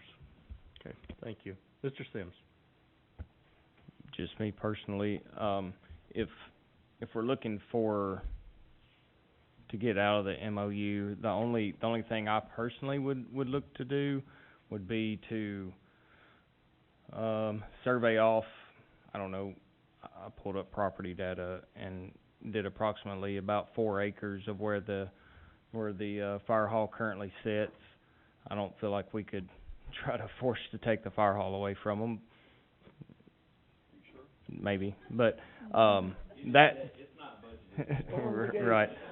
But you know, box off or survey off 4 or 5 acres right there and release them from the MOU. That would be my only wiggle room, or hold them to the MOU. All right, seeing no other lights, I want to just ask a couple questions, because I think you've got a lot of you've got a lot of guidance. I don't know if you've got a lot of clarity on how to proceed with the conversation, but hopefully you can do that. Just as a question, you had mentioned that the donation was from elementary schools. Was there no mention of providing any kind of benefit to middle and high school? No, it was the 6 elementary, which would be Randolph Howell, Riverside, Brown, Baker, Woodard, and Highland Park. Okay. It was those 6 specifically. I just would want to remind you, and I'm sure you're well aware, if it does come down to benefiting the Columbia high schools, we are plural with our high schools. Spring Hill High School is in a Columbia address, so just throwing that out there for a reminder. All right, thank you for those discussions. We'll continue on with the McDowell discussion. I'll get with Ms. Ventura, and we'll get back with the city and bring you an update as soon as possible. And just to add to that, to be able to strike while the iron's hot, I have to get that survey started. And if any of you have tried to do any surveys in Murray County in the last little while, it takes a while. I've asked the surveyor to go ahead and start based on what the city is willing to donate. That's going to run you about $1,600. If you don't want that, let me know now and I'll pull the plug. But I would suggest that you might want to go ahead and have that line drawn, see how much acreage is going to be left on both sides, and then go from there. There's already a boundary survey that was done back when the donation was done. This is just for a dividing line that, as Mr. Perryman said, goes along the wooded line now. So if you tell me to stop it, I'll put the brakes on, but just know that that's going to be a pretty substantial delay in getting that restarted. Mr. Moore. I mean, frankly, I too am interested in the rest of the property, retaining that. So I don't know if that changes what the survey would have to take place, but again, I'm very uncomfortable if they're walking out of this with a nice, sweet deal, and we're picking up the pieces. So I'd rather have a nice, big 38-acre piece to go with it. Okay. Mr. Lindsay. I had to tend to agree with Mr. Sims and Mr. Moore. I don't know what it would come out to be, but you knock 4 acres off of it, and if there's 30 acres left, there might be a house or two built right there that a developer might be willing to write a pretty nice check for. But all right, Mr. Sims. I don't know if it would be proper or not to survey the line that they're requesting to have surveyed plus our line that we're requesting. That might be a little much to have two different areas surveyed off. Yeah, as it stands right now, all we're looking for is one north to south line. That would still involve him going out and putting a couple new pins and coming up with a legal description. So that's where your $1,600 is. Yeah, if we're looking at cutting off the fire hall, then that's going to be substantially more. So I'll do whatever the board wants to do, but if you want a timely look at least what they're offering at this point, you might want to go ahead and go forward. If you don't, then I'll pull the plug and just say we'll get back to you. Mr. Howell. if memory serves me, didn't we, do a grant or something for the park to provide trails or something? Yes, Coordinated School Health provided funds towards building trails. Do we remember how much that was?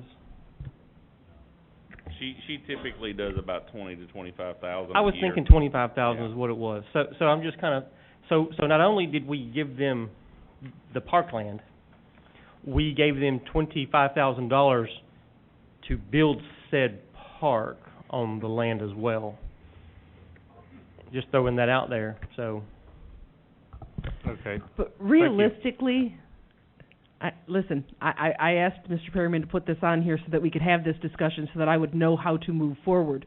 But realistically, and Mr. Williver, I guess this is a question for you, if we don't take back our land, for lack of a better phrasing, how do we make them adhere to our standards? I mean, we have children who need to play on these fields, I guess is where I'm going with this. You file a lawsuit, basically that they breached contract, that you gave them property in exchange for a promise that they would do certain things that they haven't done. So you'd be filing a lawsuit against the city. That, if you're looking at compelling them to either bring the fields up to standards or to give back part of the property, then it'd be in the form of a lawsuit. Yeah, I think before we go that route, you can have a good conversation with them. It is kind of nice to know that is a recourse, but I think that we can do a lot of talk in the meantime. Just continue to keep our best interest in mind. All right, moving on to McDowell. Just, no, I didn't. I'm going to hold the survey. Okay. There may be a delay on that, but, so that seems to be the will of the board is to appropriate. stop. Okay.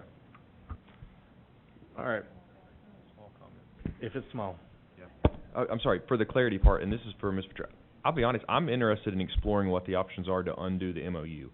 I am in no way interested in the offer that's on the table from them on how they want to undo it. If that's clear enough. So I want to explore whatever our options need to be, but it's not what they've sent me so far, as I'm concerned. Okay. Thank you. You ready now? Yes, sir. We are 100% complete in the McDowell demolition. We have cleared that property. There are 2 small projects I'm going to have maintenance go over and do to finish up a couple of things that were not included in the scope of work that we were done. We've clear cut the back. We removed all fencing. The building has been removed. The building was an adventure. I will say this. I do want to say this to you. You made a good choice. I know we've taken flack. All of us have. We found additional asbestos in the roofing of that building, and when it was removed, we were told that the roof of that building was not long to stand. It could collapse within a couple of years. It was in that bad of shape underneath, where there had been damage to the primary roof, and in times past it had just been covered. So you've made good decisions. We found buildings under buildings that we didn't know existed, that have been an adventure, but it is 100% complete. Mr. Spencer's here tonight. We should have everything wrapped up with them in the next little bit. And it brings us to the discussion, just turning this back to your discussion, that the land is there. The only expense from here on out that we will have on this is just whatever mowing we do. We have maintained the mowing at this point. We can convert the back of the property to bush hogging at any point rather than mowing. But that's really the only expense we have. But we brought this back to you just to say the demolition is complete and this property is yours, and we're looking for guidance on what you would like for us to do with it. Okay. Yeah, we've talked about it at our planning retreats, Ms. Irvin. And you may just want to leave it at that. I was going to make a suggestion, but if you just want to leave it at that, then that's fine. I didn't want to cut off the debate. Go ahead and talk about what your thoughts are. My thoughts are, I'm a fan of keeping it. We don't know the future of Murray County. It's growing rapidly. We don't know what our needs may be. It doesn't cost that much to mow it, I'm pretty sure. I say let's keep it. Okay. And I think that obviously as we do our 5 and 10 year plans, that'll be a huge part of of what we consider. I just wanted to make sure we got it back in front of you once that project was done. Yeah, and I think the concern and the speed of getting it done was more of the liability of the building, and now that that's not there, we can take a little more. And we are gonna put, quite a bit of signage up around that property.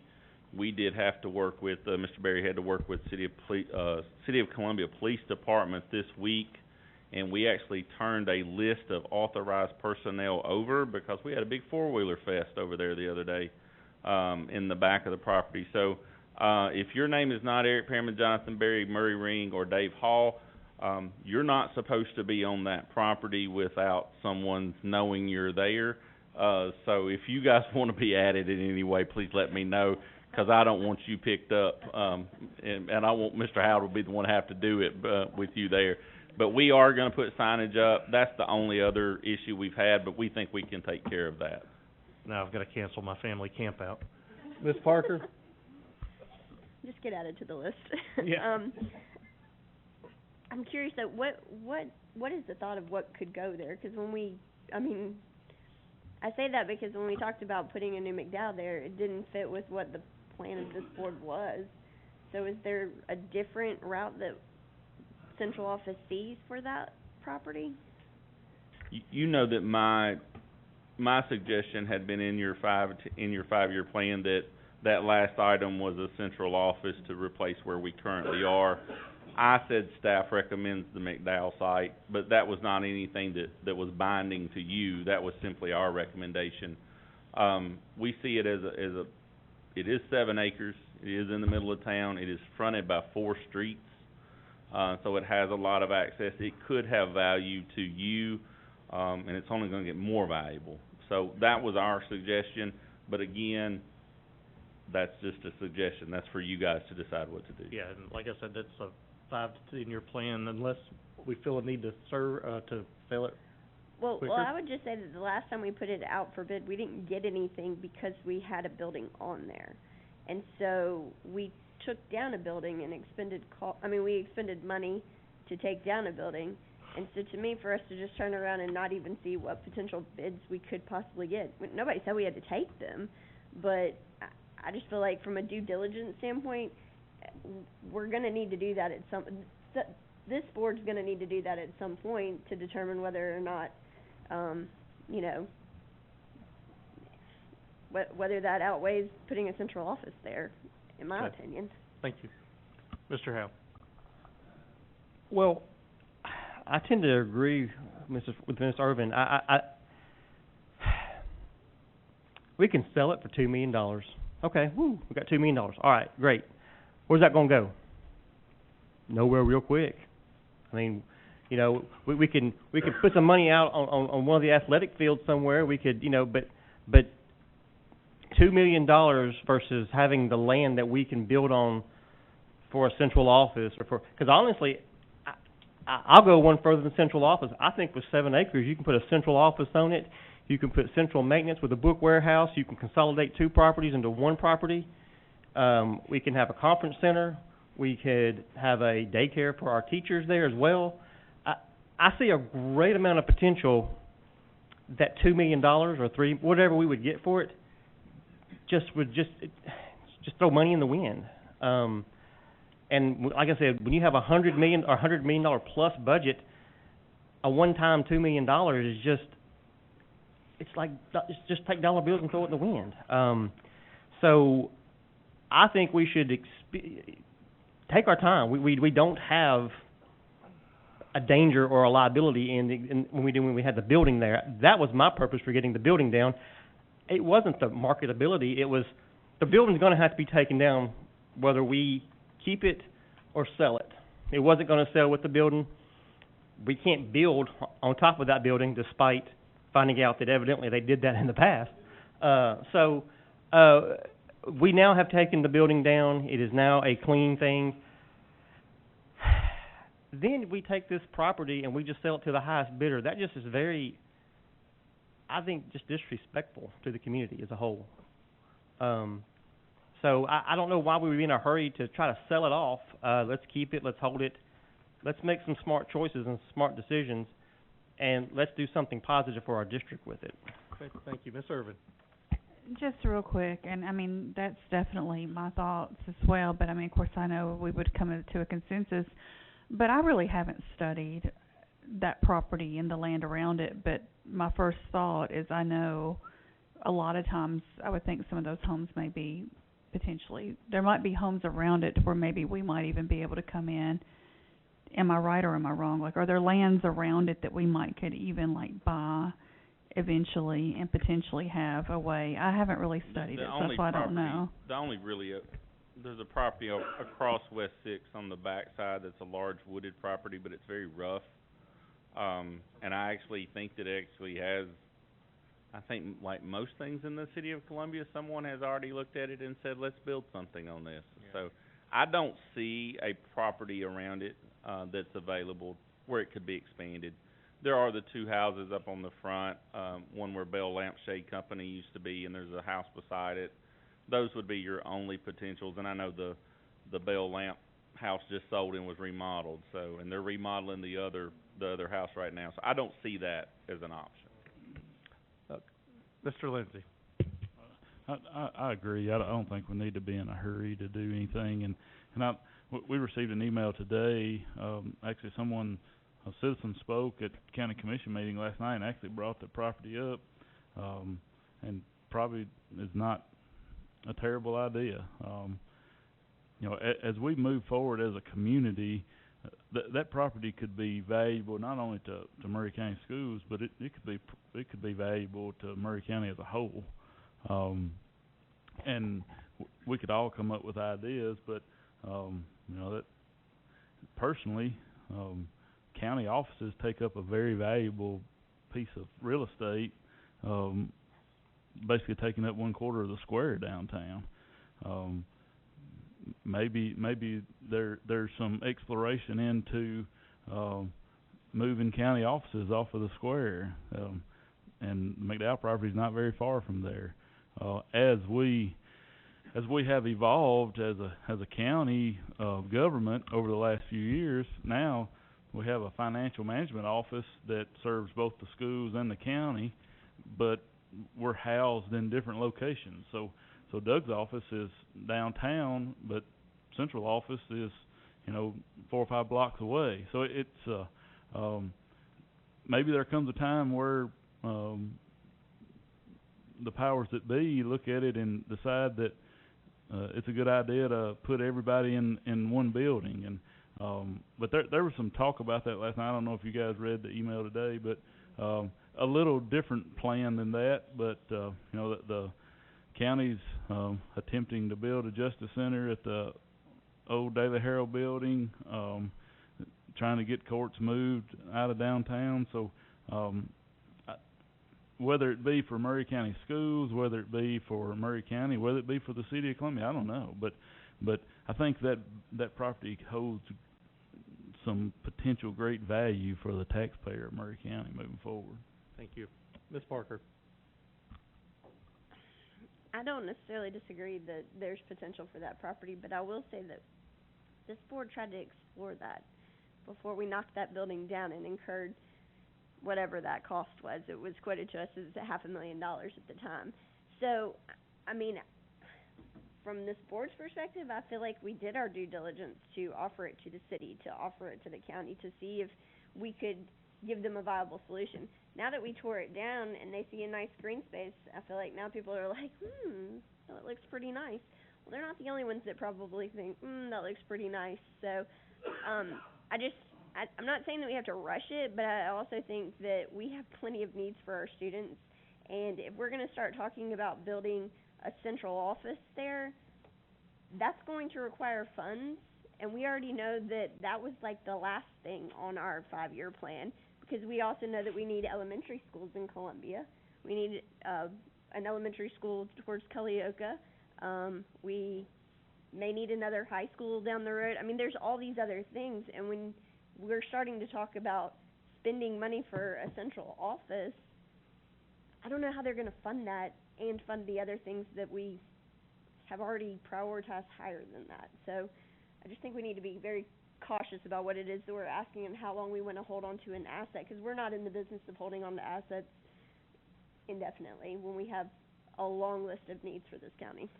You have led right into the topic I wanted to discuss next that didn't make it on. I guess Shirley and I had a miscommunication. One of the things I had asked to include in this discussion are exploring different funding mechanisms. And I've talked briefly about that in the past. I've had some discussions. Last week I talked to former Senator Jim Tracy, and he suggested looking at USDA grants, and I talked to Doug about that, and we're in the works on exploring some of those. And I've also had several conversations regarding public-private partnerships and how that's worked around the country.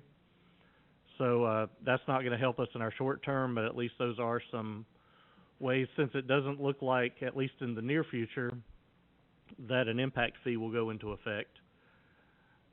We need to start thinking outside the box. And I will say that as these concerns have been made more public, the need for school, seats, basically, and new facilities, several of the developers and home builders and investors who have been a part of this have joined the conversation to offer ways that they can help and be a benefit.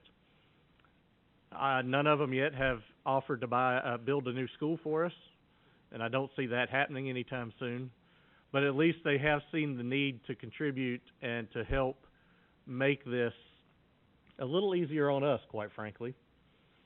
And I want to just recognize the ones that have done that.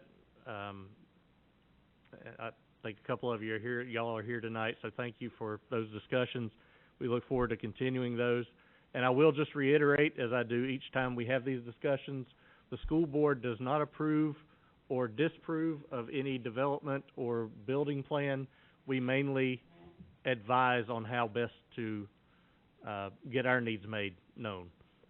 And I believe Mr. Pearman and myself have decided we need to make a plan on how to address the city of Columbia, because they're most concerned about us not having enough input. So we want to be able to help them in that discussion. All right, that was not included on the and I actually had a nice little PowerPoint detailing public-private partnerships. It was only 12 slides, and I was proud of it, but maybe in a couple months we'll tackle that again. Mr. Pearman, purchases. Moving on, we've got one bus that needs to be surplus. We're just asking to be able to put that on Gov Deals. Yeah, consent. And then item number 3342. This is an incomplete item, and I noted that on my memo to you. We will have final numbers on this by the time your voting meeting comes along. This would be a mass furniture purchase that utilizes the Williamson County bid that we go through. We're actually taking the numbers now and verifying that what they told us a desk cost in the report is exactly what the charge is going to be. This impacts every school in the district in some way. Now, some are only getting one item because they didn't ask for anything, but we're buying them one thing anyway, because we're going to give a standard item across the district. But this has, some schools are major. Every chair at Mount Pleasant Elementary is going to be replaced. They haven't had new chairs since 1979. We're buying new desks for Cox, new desks for Whitthorne, not a complete, but what they've asked for. We're redoing the cafeteria at Spring Hill High School with new tables, the library at schools. We have a lot of places that have conference rooms that have just been neglected, and we're actually getting them the proper seating. We're getting seating for lobbies. We're getting benches and different types of seating. We're getting kidney tables that elementary principals are asking for, and different types of learning as they go through their RTI models and their small group models. But this is a bid that would go across all the district. Right now we're sitting at roughly $500,000. This money, when I presented to you how we would spend fund balance maintenance money, this was on my list. We will have an exact number for you, verified. It is off of a Williamson County bid. We just wanted to let you know this was coming.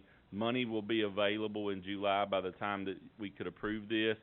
And we probably, even if we placed an order within the next day or two after that July meeting, some of this wouldn't be until Christmas or February that we could get it. So we wanted this on here. If you've got questions, I listed the types of furniture we're buying. This is by no means, I didn't put the number. I know we're buying over 400 desks. We're buying over 500 chairs, and I'm talking about just little chairs for little people on top of other things. So this is there. This was built based off of each principal telling us what they needed, and we've worked through them to verify in many cases, not only did you need a desk, is this the desk you need? And we verified those items. So we didn't just do this on our own, but this is through them, and it is greatly needed. I don't remember the last time we did a large furniture replacement order. Okay, thank you. And we will have proper numbers for this at the voting meeting. Thank you very much. Mr. Laconin, we'll move to you with the new financial policies. These policies passed last night, except for the policy 2.704. That one was waiting in the queue. So we would like to request that you add these updated policies approved by the Financial Management Board to your school board manual. Is that something that can go on consent, or do we have to have another? Yeah, I guess we wouldn't need to vote on it. You're just voting to add it to your manual. Okay. Yeah. All right, then let consent. Yeah. Mr. Chairman, yes. is there any highlights of that maybe we need to be aware of? I mean, if it's stuff that we're not concerned with. I addressed it earlier on the purchasing policies. Basically, you used to, anything above $10,000, we had to get 3 quotes. Well, the state of Tennessee changed the law and opened it up to where you can move that up to $20,000 to make purchasing just a little bit more easier. More easier. Yeah, there you go. This is a school board meeting. Anyways, I know I messed up. Second graders watching. So anything between $20,000 and $49,999, that's when you would need those 3 quotes, and then anything $50,000 and above would be bid out or be on a purchasing cooperative and follow those guidelines. And it moves the approval limit. Right now, tonight on your agenda, you see purchases for above $25,000. Well, that gets moved to $50,000 because that's the new bid threshold. So this board will not be seeing any bids less than $49,999. Starting July 1st, yeah. And then the policy 2.704, that's our fixed assets policy. We needed to update that to align it with the uniform grant guidance with our federal programs department to make sure all of the things that we're doing is in policy so that we can keep receiving federal funds and communicate that to them. Would like to report that our fiscal monitoring section had 0 findings thanks to kind of some updates in policies and how we handled that, and that was actually a major struggle for a lot of other school districts that had performed well. I felt like they were out to get people last year. They had some rough audits out there, but Renee and the federal programs team and our team and SPED did a great job, and we were able to get a clean audit for fiscal monitoring on that. So, thank you very much. Mr. Moore. Yeah, and if I don't understand correctly, this board could still choose to have a lower threshold internally, and I don't know if other board members want to discuss that or look at that, but we could. We can actually, as a board, we can choose to make it come before this board. Yes, we can. Oh, okay. Make sure we stay in our lanes here. But we can do that. Now, that doesn't mean, I think it goes about the financial board, that would still be acceptable. But this board could choose if we decided to make sure, and I think that's a discussion we may want to have, that if we don't want to have things just slide through under executive committee, if this board wants to see some of these items, maybe it's a $49,000 purchase, this board could say that as a board we would want to see that first. And again, I don't know if that's where Mr. Lindsay was going, but I have some concerns at times that I'm not saying right now, but in the past there may have been some superintendents that may have gone through, and there may have been some purchases that came through that would have been slid through without this board knowing, or maybe not being fully aware of what it was until a later date. And that would be the concern I have. Okay, thank you. Mr. Laconin. I completely understand, and especially from a school board member's seat, why that would be important. I guess, Jake, if we have a conflict between private acts being in charge of purchasing guidelines and passing a policy that's been through their board, if that conflicts with what the school board wants to do, what would we do in that scenario, I guess? The board could have its own stricter requirements as long as they're not more generous than what the law and the financial management board. So, yeah, I mean, they could certainly clamp that down a little further. Okay, thank you. Ms. Parker? I actually think that Mr. Moore brings up a really good point. Just from tonight, we had a discussion about social and emotional learning curriculum that would have fallen under that $50,000 threshold.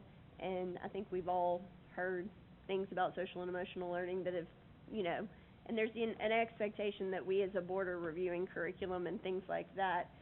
We're a little limited in how we review curriculum up here, but I do think that it's something that there's a lot of things that can be done for less than $50,000. Mr. Lindsay? Actually, I was not going that direction. I was actually going the opposite of that direction. I'll just be honest. I sit up here and vote yes a lot of times on bids that come before me, and I have no idea what it is, because it's not what I do. I mean, you know, I do it because we have to do it, but if this board wants to, I'm trying to think how to word this, but if we want to place restrictions on things, we need to do that through policy and be specific about it rather than putting a number on it. You know, that obviously the state raised this threshold to streamline things. Mr. Lukonen and Ms. Cox can speak to this, but if you try to buy something right now, especially through government pricing, it is an absolute nightmare. It takes forever to get anything. I sat through a bid opening today, and we turned cartwheels because we got a bid on it. It is so difficult to purchase anything today. At 8.6% inflation that I saw in the last couple of days, that's another reason for that threshold to move up.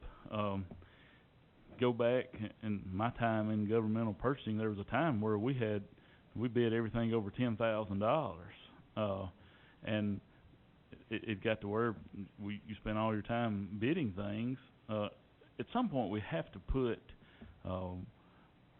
faith in our employees that they're making the best decision. And you know, as me being a public servant myself for the last 17 and a half years, I promise you, I spend those funds as if they're my funds, and I've always done, and most everybody I know the same way.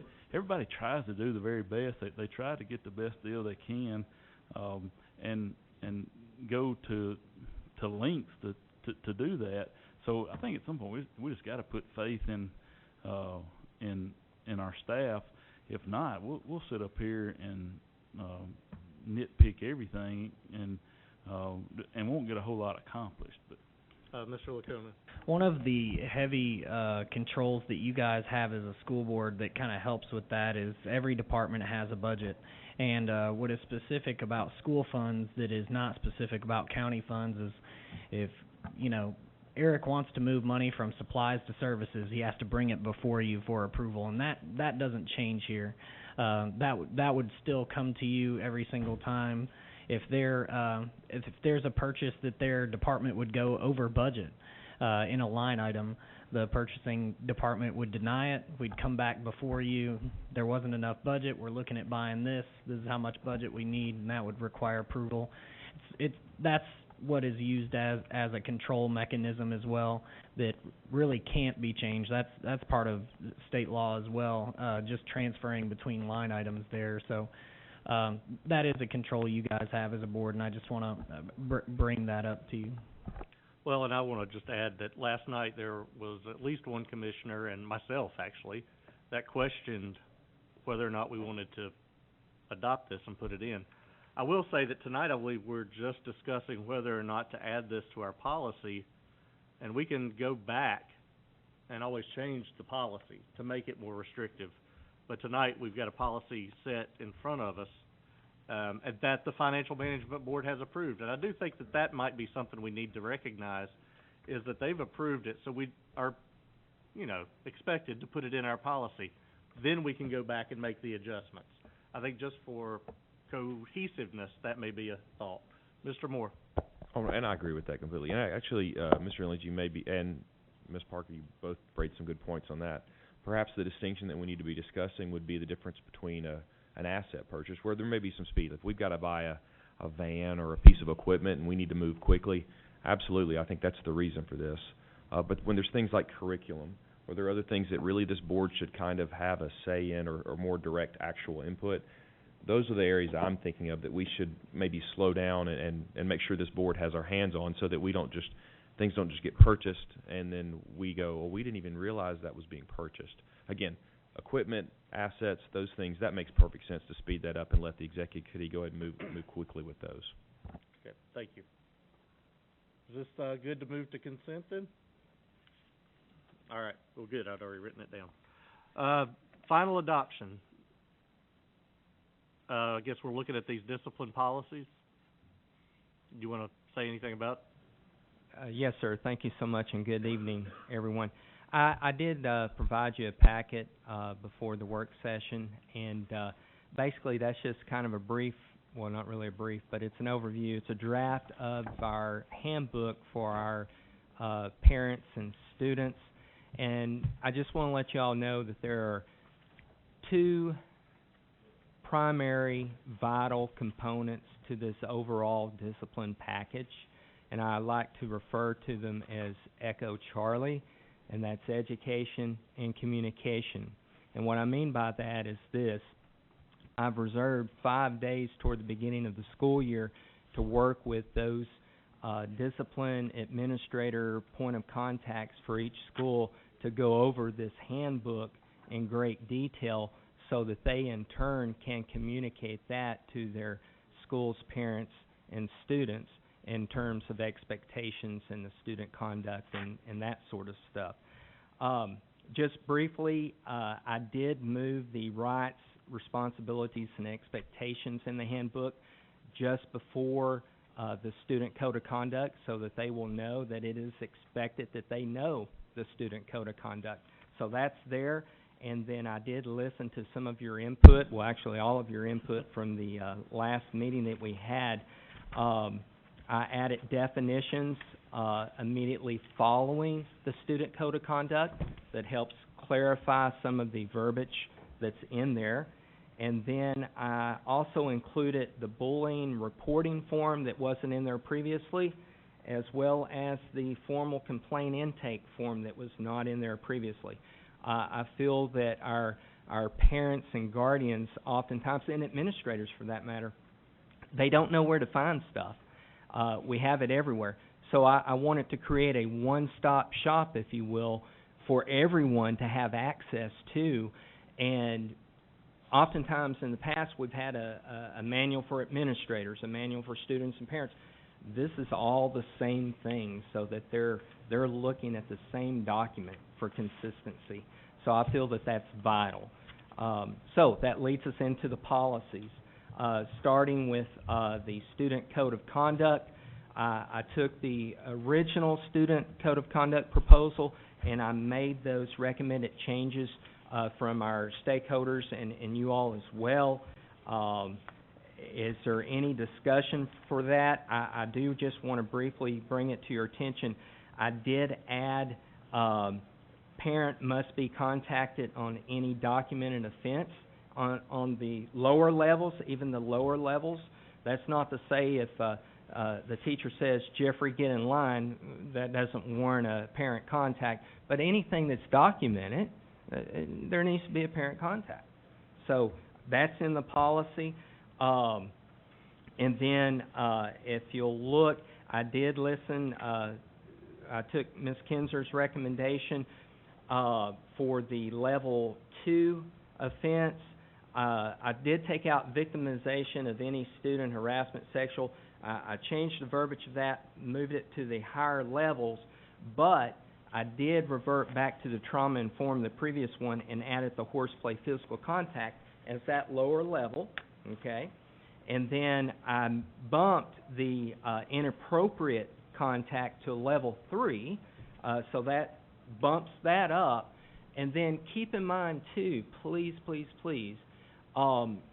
anything that crosses that threshold of inappropriate. Now, keep in mind, it is never appropriate for a teacher to touch a student or a student to touch a teacher. When I coached soccer, I was always hesitant when I wanted to pat a player on the shoulder saying, good job. I have to, okay, who's watching? You know, how are they going to read that? So we have to be mindful of that.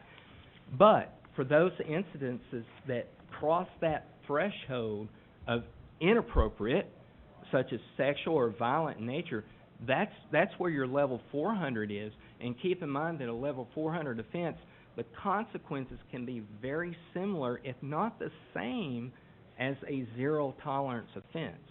So keep that in mind as well. So there's a lot of leveling, if you will, based on different scenarios. And once again, the way that this is set up, I'm telling you, there's more meat to this policy than has ever been in place. And part of that, echo Charlie, education, communication. I want to work with the administrators on how to implement this as consistently as possible while being reasonable as well. But that is important, and that is vital. But our parents have access to this. Our students have access to this. And keep in mind that the Student Code of Conduct, I'm going to work with the Teacher Center getting those posters plastered throughout our schools so people will have access to that. Any questions on the Student Code of Conduct? Mr. Howe. So in the past, we have sent these home, it's a printed booklet home. Are we going to continue when I was vice principal at Spring Hill High School, what I did, because oftentimes these get thrown away and it is quite costly, we had an electronic version, and then we were able to track electronically student signatures and parent and guardian signatures, and that's how we held our students accountable. That would be a best practice for all of our schools to do. So that's how we would do that going forward. That's excellent. And that's where I'm getting at is people were losing their minds that we don't do this anymore. Yeah, you do. You just signed it and you didn't read it. Yes, sir. So that's just getting back to that. Like, we provide and we can prove it because here's where you digitally signed it. Yes, sir.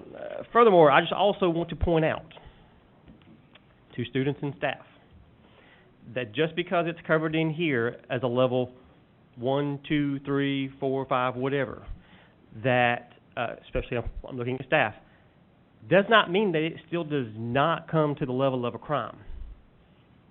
We're a school system. We do have SROs inside of our school systems who are post-certified law enforcement. They work for the Murray County Sheriff's Department. If they feel the need to file a criminal report, whether or not it's in this handbook, it's in this policy or not, that is their prerogative. And if they feel that we didn't handle it a certain way, well, we're going to handle it to our policy. But a crime is a crime, and every single one of our schools has an SRO in it that they can report that crime to, and I highly encourage them to. Because if nothing else, we're going to have our paperwork documenting the incident. That SRO is going to document that incident through a report. So, and if he feels there's enough probable cause to get a warrant from a magistrate, that's what they'll do. If he doesn't, he'll do the report and he'll have that person seek that warrant on their own. So there's multiple layers in here to protect everyone, not just students and staff. I mean everyone. And you've done a lot of work here, and for someone to say that Murray County Public Schools do not care about the safety and security of our children, it's asinine to me. With what we're doing isn't working, why would we continue to have the same policy? Why would we not overhaul it? So I just want to say thank you for taking and I know it's taken a long time because we've been talking about this for a long time, you and I have, and taking leadership and ownership and redoing all of this. I just want to say thank you for all our work. Yes, thank you. Thank you, and I want to echo that. and also say, I think the biggest concern that I gathered was the lack of definition of victimization, and I think you handled that extremely well in the rewording of all this. Yes, sir. What, our next step is to post these, is that, help me with the next step on policy. We haven't been, but I think with something like this, They've been posted online. they have been already. Yeah, the only one that need to be updated would be the 6.300, the revised one. So, but all these have been posted, and they've been posted on this agenda as well. So Okay. people have had access to them. Okay, so does this go to consent? Yeah, okay, I'm good with that. Thank you. Can I ask one? Well, Yes. one question? Yes. And I will echo what was said about, I know this has not been a fun process necessarily for anybody, but I do think it's been a productive process. And I think that you did a great job of listening to the community, listening to the board, and I feel like it's a better product because of that. So I appreciate your work on that. One thing on 6.302, and you may have mentioned this before because I know this didn't change from the previous discussion, but the 3 lines that are omitted, can you kind of explain what the thought is on that? Because it just kind of seems like that would be like an extra step that could help principals. Yes, ma'am, and thank you for asking that. The purpose of omitting the last 3 lines is because we have a new procedure as part of empowering our school administrators to implement changes of placement without having to go through the DHA hearing authority. That's how that works. So DHA in the future will only be used for appeals only. So that had to be stricken from that policy because that's no longer part of the procedure. Okay. So basically, but they still have that authority in how they classify it, essentially. If they felt like a student was, a student's continued presence is going to be detrimental, they can classify it in such a way that they're going to not have that student in school. Yes, the school building level administrator? Right. Absolutely. Okay. That's how it's intended. Okay, thank you Yes, very much. ma'am. Mr. Lindsay. Just one comment, just kind of sum this up, had to make it simple for me. A lot of people, I in my opinion, took the last version we had of this out of context, made something out of it that it was not. So you did a really good job of trying to clear that up. But what this new policy does, gives building administrators the ability, and there's no better way for me to say this than to say it, but to make sure that the punishment matches the crime, and it gives them the ability to take care of discipline issues in their building. Yes, sir. In the past, I've heard administrators say that they had an issue, they try to take care of it. Within a day or two, they're at a DHA hearing, and before they get back to school, the kid's back to school, and that undermined that school level administrator. Yes. So what I like about this policy is now administrators have the authority to run their schools from a discipline standpoint as they see fit. Yes, sir. And that and they also have the leeway to, you know, every situation, every kid's not the same. They know their kids better than anybody else, so they are the ones that need to be making those decisions. And not only that, but it puts teeth into this policy gives them some teeth that that there's some consequences when you want to act like a jerk in the classroom, and those school administrators can take care of that. So I hope that the public does not misunderstand or construe this in any way. This is not this board or this administration trying to go light on discipline. It is 180 degrees from that. This is putting the responsibility on school level administrators and giving them that autonomy to take care and run their schools as they see fit. Ms. Ventura. And just for those watching at home, if you will, yes, it gives them autonomy and it gives them an immediate result. You know, because of the nature of the way DHA was originally set up in Maury County, there was that lag time. So now discipline and consequences can be handed out immediately, and then the appeal process is through that disciplinary hearing authority. Okay, thank you. Any other comments or questions? All right, thank you. Thank you all. We're moving on now to proposed MOU. Hi there. Ms. Ventura, can you give us a little bit of an introduction to this? Sure can. So, my understanding from the last meeting was that you all wanted to just kind of go through the MOU and look at what was in policy, what was not. So really, all I've done on my little copy of the MOU is look at where we may need to have discussions. And again, I'm not driving the boat. I do want to just make a note. I know there were some comments, and I can't remember if they were in emails or on social media, but there were some comments about coaching supplements and coaching travel expenses. Those were never in the MOU, but those were already taken care of in our budgetary process. If you will remember when we approved that, I think it was about $380,000, we said we were going to give $5,000 to each school that had teams that they could use for mileage reimbursement. So just as an aside, that was the first note that I had on here, because I kept hearing comments about coaching and mileage supplements. But as you go through the MOU, Ms. Gerard and the people who put this together did a wonderful job. You can see the hyperlinks to policies that we have. I believe the first place that I had a question, and really it was a Doug Lukonen question, was does our MCPS policy 2.802 cover clearly the pay periods and methods of payment, and it does.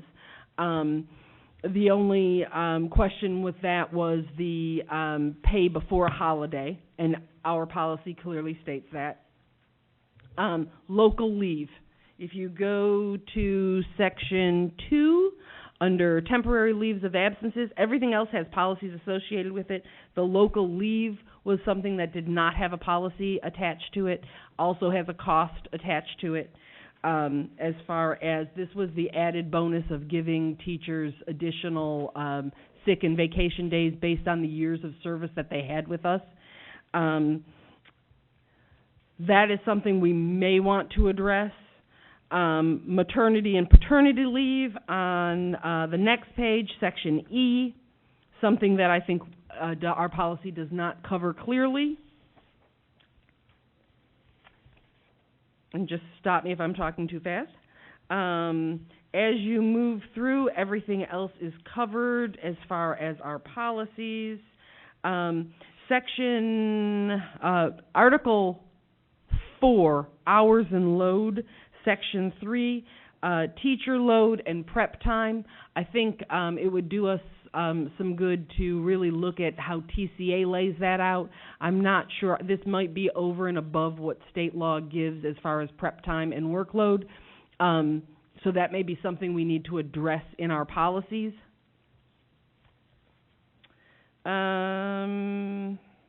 And then, of course, our teacher, sub-teacher. And that is something that, Mr. Lindsay was talking about earlier with the classroom coordinators. And that is something, again, that we have to look at. I'm meeting with Chris Pointer and Lori Stanton next week to talk about COVID policies and procedures, but also just looking at how are we going to cover classes.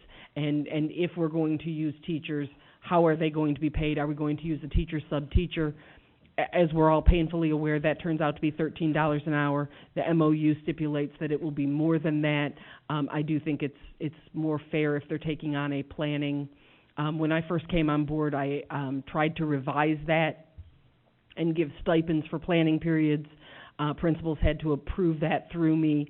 So that was something that I was looking at kind of, I don't want to say codifying, because I don't think it necessarily needs a policy, but we definitely need a procedure in place so that every single teacher that covers other classes and you know, I know we had a conversation about classified staff are shown appreciation and paid for their work. Again, that would be something that we would take out of the teacher line item, because obviously we would not have a teacher in that salary. Again, I don't think, Jennifer, did you have time to go through this, Ms. Gerard? I'm sorry. You're fine. Yeah, one of the other things that was in here is under the physical assault leave. Oh. We do have a policy that talks about physical assault, but I would think it would behoove the district and the board to relook at that policy, and perhaps define a little bit more in our policy, as to the MOU, is more specific actually than our policy about covering up to 20 working days. Our board policy doesn't have any of that in there. So if we want to be a little bit more specific to give more guidance, to staff and to employees on this as well, the physical assault leave, since it's been in the MOU, has only covered our teaching staff. It hasn't covered any of our classified staff, which there are definitely classified staff members who this does happen to, especially, you know, special education assistants and things like that. That could be beneficial to our classified staff members as well, to look at that and how we can, you know, help them out in that regard. And then as far as if personal property is broken, that's covered in the MOU. That's not covered in policy, if that's something we want to look at. And the theft of personal property, the amount that's covered in the MOU, where that would lie in policy if we wanted to talk about that. Okay, thank you very much. Ms. Ventura? Oh. I was just going to say thank you to Ms. Gerard. I knew she was helping to cover me.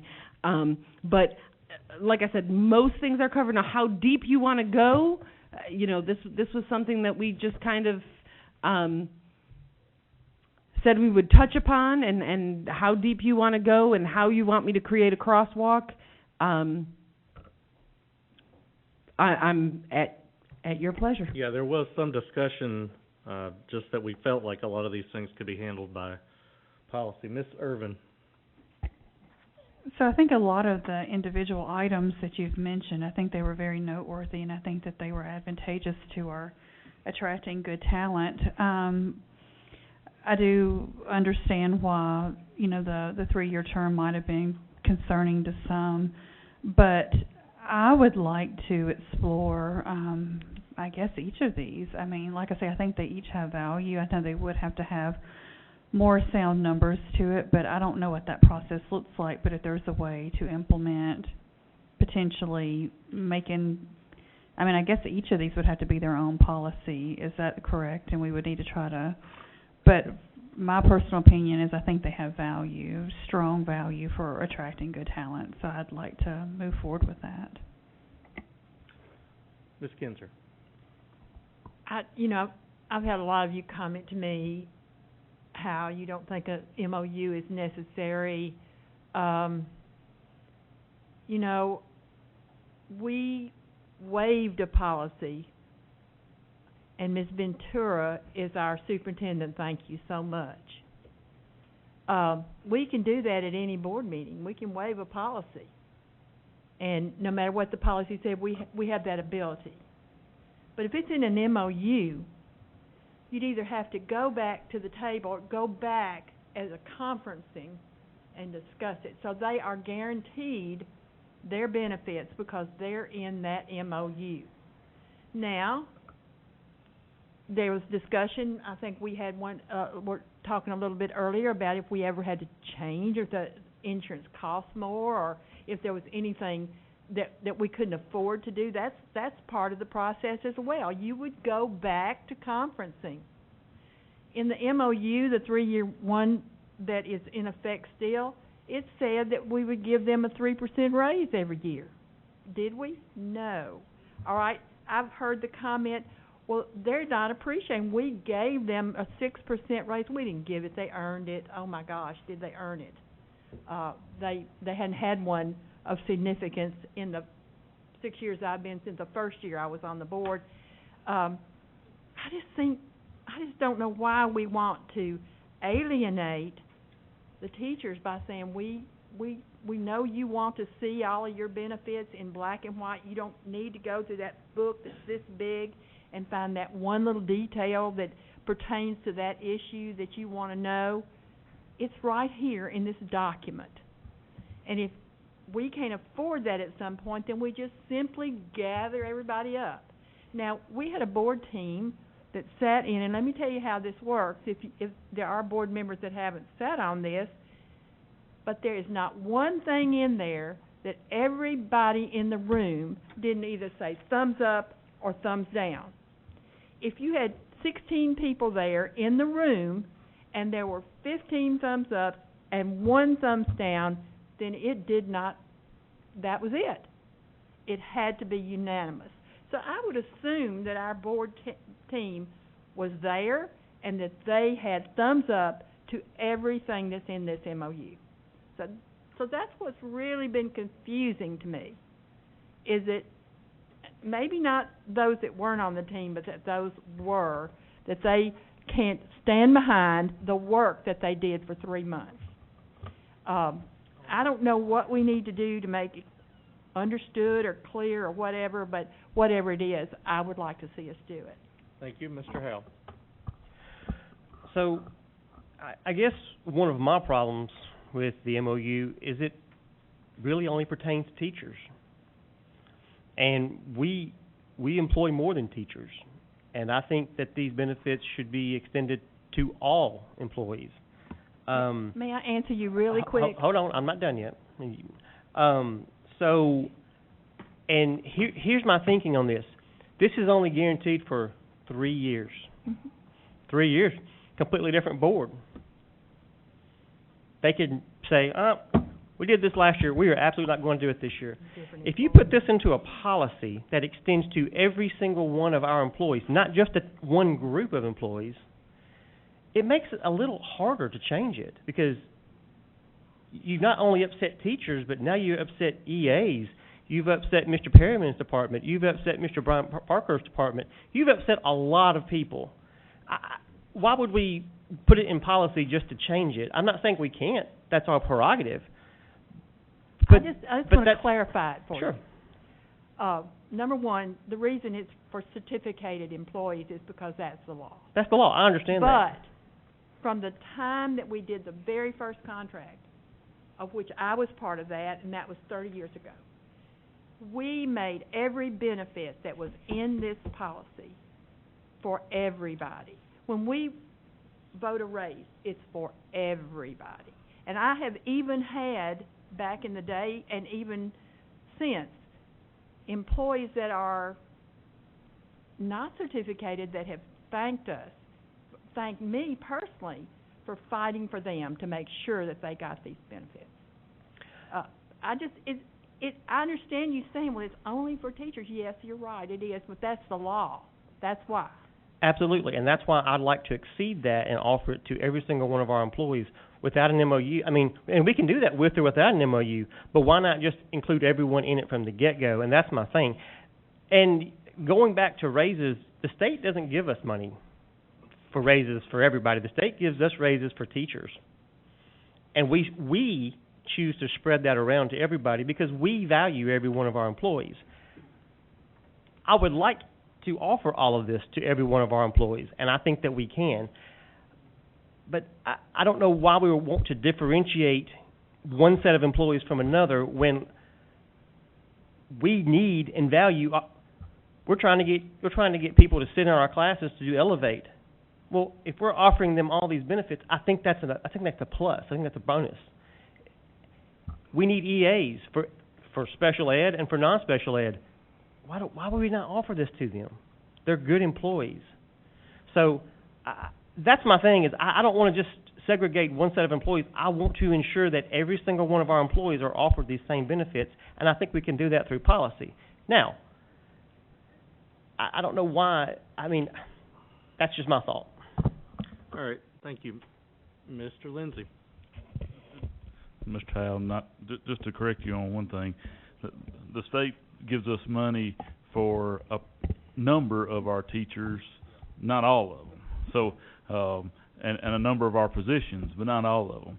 And we only get 69.2% of what the state allocates for each one of those positions. So that, you know, BEP is about to change. But, you know, first off, and I said this last time, if somebody on this board, if there's something in this MOU that's not in policy that you'd like to see in policy, I think it's incumbent on us to do that work.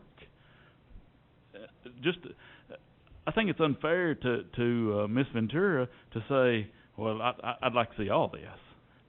I think we need to send an email, whatever, specifically say, hey, this is what I'd like to see. Here's what I'd like to propose to the board. Because I think if you go back and look at my voting record, I've always, now I'm pretty outspoken about things, but I voted for every raise that's ever been proposed. I think I'm a pretty pro-employee board member, but I'm not going to vote for an MOU because it ties our hands. The same law that says that this can't be for that the MOU has to be for teachers also tells us that we don't have to accept an MOU. That the law changed in, I think, 2010, 2012, somewhere. That went. The law created collaborative conferencing and got away from a negotiated contract. That way, it gave systems the ability to take care of some of these needs and other mechanisms rather than a negotiated contract. I can go through this line by line and tell you right now that there's most of it I agree with it, but there's some things that got added that I'll never vote for. I'm not going to vote for paid maternity and paternity leave. I'm not going to do it. I'm not going to vote for extra mental health days, or I'm just not going to do it. Now, there's other items in there I'm willing to have conversations about. But if some board member, if there's somebody that wants this board to look at paid maternity and paternity leave, put it in policy, propose it. If it gets 6 votes, we'll do it. But that's my stance on an MOU. I think I can take care of every need that we have through policy without tying this board's hands and future boards' hands. I think this board has a pretty good track record of taking a real hard look when there have been items presented to us. When there's been needs presented, I think that we've been pretty open-minded. Not saying that we always agree with everything, but I think we've taken an open-minded look at any subject, and I have no doubt that we'll continue to do that. Before I get to you, Ms. Irvin, just an observation I made. I've heard several times people use the phrase, our hands are tied. And quite frankly, and I don't say this in a negative way, I say it in a positive way, that's what the teachers are looking for, because that commits us to promises that we're making. So yeah, it does tie our hands, but it ties our hands to honor what we've agreed to. And I don't have a problem with putting it all in policy. I do have concerns about what could happen to those policies down the road. And I do think coming together every 3 years is a benefit to keep that conversation ongoing. There may be policies on here that don't get looked at for 20 years after we pass them. But we've got to continue to have that conversation on an ongoing basis. Ms. Irvin. Thank you. Ms. Ventura, I apologize. I meant to mention this earlier. I appreciate you pointing out about the coaching supplements. It's kind of a little bit away from the MOU, but I did have a question for you on that. I have received quite a bit of pushback. We're in the middle of summer season when a lot of camps and such are going on. A lot of our coaches are driving. I'm assuming, are we communicating any kind of like not policies, that type of word, but any kind of procedures for our like athletic directors or our whoever it is that's in charge of that? That might go back to Mr. Pointer, as well, but it's my understanding that the coaches at this point may not be aware that that's a thing. Yes, because the fiscal year has not started yet. Right. It will. So, July yes, beginning July 1, and Mr. Pointer has done a fantastic job of putting together a a procedures manual. We are in the process of editing and like I said, you know, just being sure we are completely aligned before we roll that out. But we're not leaving this to the will of an administrator that it's No. approved or not, okay? No, And that it should begin with the new fiscal year. that is correct. Thank you. Mr. Moore? Well, thank you. And if I could tie into some things that Mr. Lindsay and you, Mr. Chairman, you said as well. I mean, one of the reasons, where I agree that the reason I didn't want the MOU would put it into policy is I think we can be responsive. And to that point, I know Mr. Lindsay has some items that he would, as a board member, never be in support of. And I think one of the problems you run into with the MOU is that you have this entire package that came out of a committee that the board has to look at as a whole. The board doesn't get to look at those pieces individually or you know, pick and choose out of that. Whereas when these things are in policy, as a board, we can tackle things one at a time. We could take where we are today, and if someone has something they want to bring up, a specific issue that perhaps teachers or all of staff wants to bring to this board to say, hey, we feel like this is something we want to have added or something that we want some security on that's written into policy, that can come up as a singular item, and we can have discussion as a board about what that item is and pass or fail, so to speak, that one item without having to weigh the entire substance of the whole package. In the same regard, this board, if we see that we need to maybe increase benefits because we are having trouble getting teachers, or we need to increase some, to kind of sweeten the pot in some ways, we can do that very quickly as a board without it being a once every 3-year cycle. I think it does give us flexibility. Does that mean that, you know, our hands are not tied, so to speak? Yes. But again, I want to keep in mind, at no point in any of the discussions of the MOU, even though it did not pass, nobody suggested taking anything away. I mean, that hasn't even been mentioned or brought up. So it doesn't need to be represented just because there would not be an MOU in place, that anything has been removed. Again, I've heard nobody, board member, staff member, or teacher even suggest that that's something we were going to do. Now, some of the new items that had been talked about are being added. Some people have some issues with those, and maybe that's why they chose not to pass the MOU, but that wasn't in place in the first place. So I think that's something to consider as we talk about moving ahead with these. I firmly believe that as we go through this, again, I feel like all of this, and it's something that as I went through the MOU process as a board member on that it came clear to me as we went through this that all of these things could be tackled in policy and tackled effectively and responsively, and this board would be bound to those things as policy. And those would be things that would be clear for every employee and member of the public to read, just like all the rest of our rules of operation are in place in policy. And I do want to address one more thing. I know there's been some concerns about, or some comments that people felt that because there were board members on this panel, and when they sent it out of the panel, that they had to do a thumbs up for it. I think that's a misrepresentation of what the two roles are. Because just because you served on the panel and helped approve something out of the panel, my job on that panel was to make sure that we had the best product to come out of that. What would have been disingenuous for me to thumbs down every single item and just lock up the process. That wouldn't have been what we should have been doing as a board member. What I was tasked with was to make sure, as we discussed this, as a group, we worked together. I made some suggestions that, frankly, some other board members probably don't like and think we're too generous in the MOU that I feel like are a good addition. But again, my job on that board was to try to put out the best final product that panel could come up with. And I feel like I contributed that, and I feel like we did that. And then as we shift to the board, I have a different role. I am now back as a board member deciding what is now best in the totality of that, what's best for the county and whether we need to do this or not. But I still had to put my work into the MOU process on the front end to get to that point. Thank you. Before I get to you, Mr. Lindsay, what do we really stand with our options? I mean, can we come back with just a load of new policy, or do we go back to can we go back, negotiate again for a new MOU to present? Where do we stand? You could do either or both or none of the above.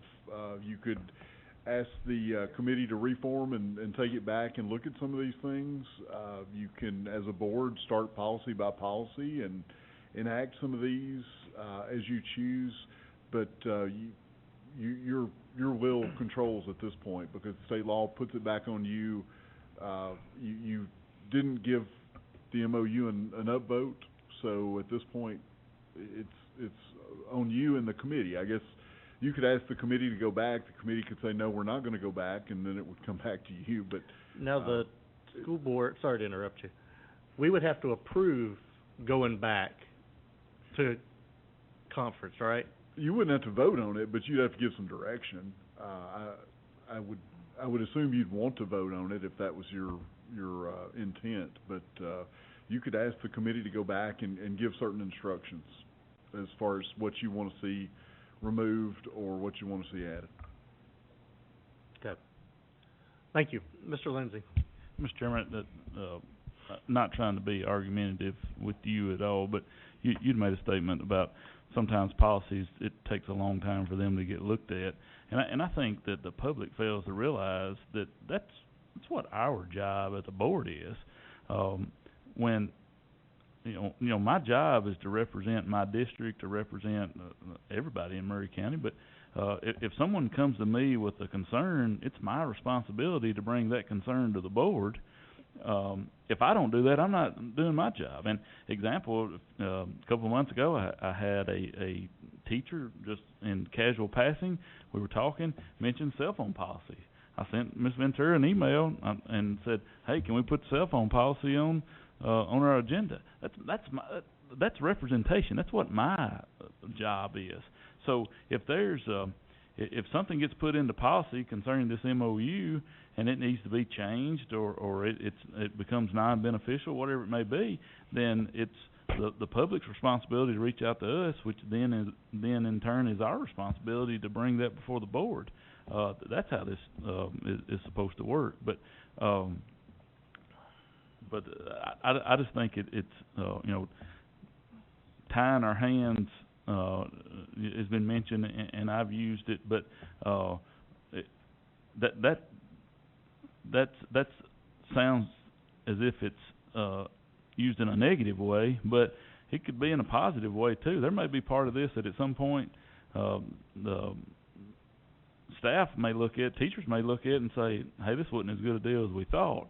If it's an MOU, it's locked up for 3 years, or whatever the term of that MOU is. But so I just wanted to make that point that changing in policy is our responsibility to spearhead that.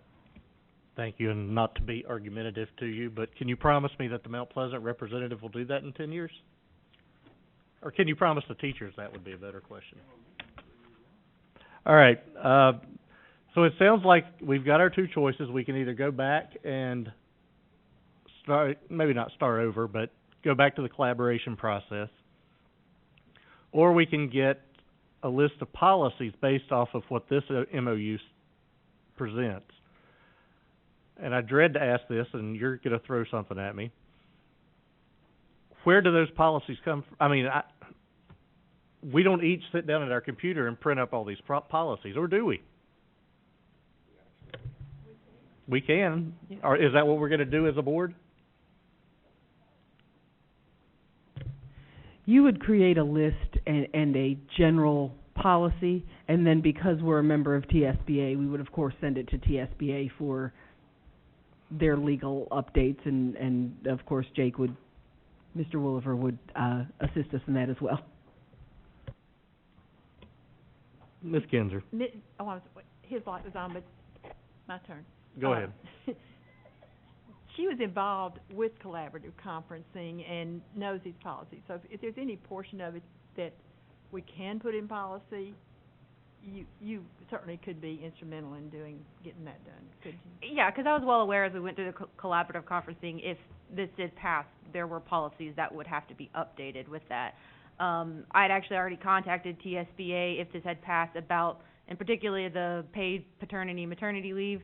That was actually my idea. Like I think that's been said before. There is one other district in the area that does that.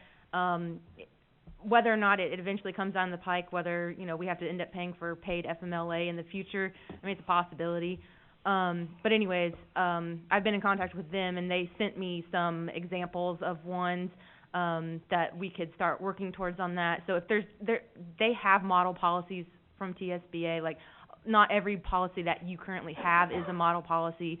They come up with updates. There's things that if we want to write, I send to TSBA. They pre-approve them, make sure there's no legal issues in that regard. So it can be a collaborative process. Okay, thank you. Mr. Lindsay. I think it's just pretty simple. I mean, if there's things that have been added that are in this MOU that are not in policy, if it's something that I want added, maternity, paternity leave, we keep saying that. But if somebody on this board wants this board to explore us having paid maternity and paternity leave, contact Mr. R, contact Ms. Ventura, say, hey, can you present us a sample policy for us to vote on? We'll vote it up or down. But it needs to start with us. It doesn't need to be staff trying to figure out what we're thinking. But if we want to add those extra personal days, somebody needs, if that's what I want to do, I need to reach out to Mr. Ard and say, hey, can you add this to this policy and bring it before the board? Okay, thank you. I think kind of where I'm seeing us going right now is between now and next work session, as a board, as board members, sit down with the MOU and create the policies that go with them. And then that'll give us something to vote on in first week of August, after discussion, obviously. I don't want to put it all on our staff's shoulders, because obviously they're not the ones that voted this down. Mr. Ard. I will also note, I was telling Ms. Ventura before the meeting started, your next work session will also be very heavy loaded with updates to policy due to law, just so you're aware. As well, I'm also in the process of updating our employee handbook due to some changes that we've had. And during this collaborative conference, one of the things that was mentioned was at the back of it, the appendices, like they didn't know where to find complaint forms and things like that.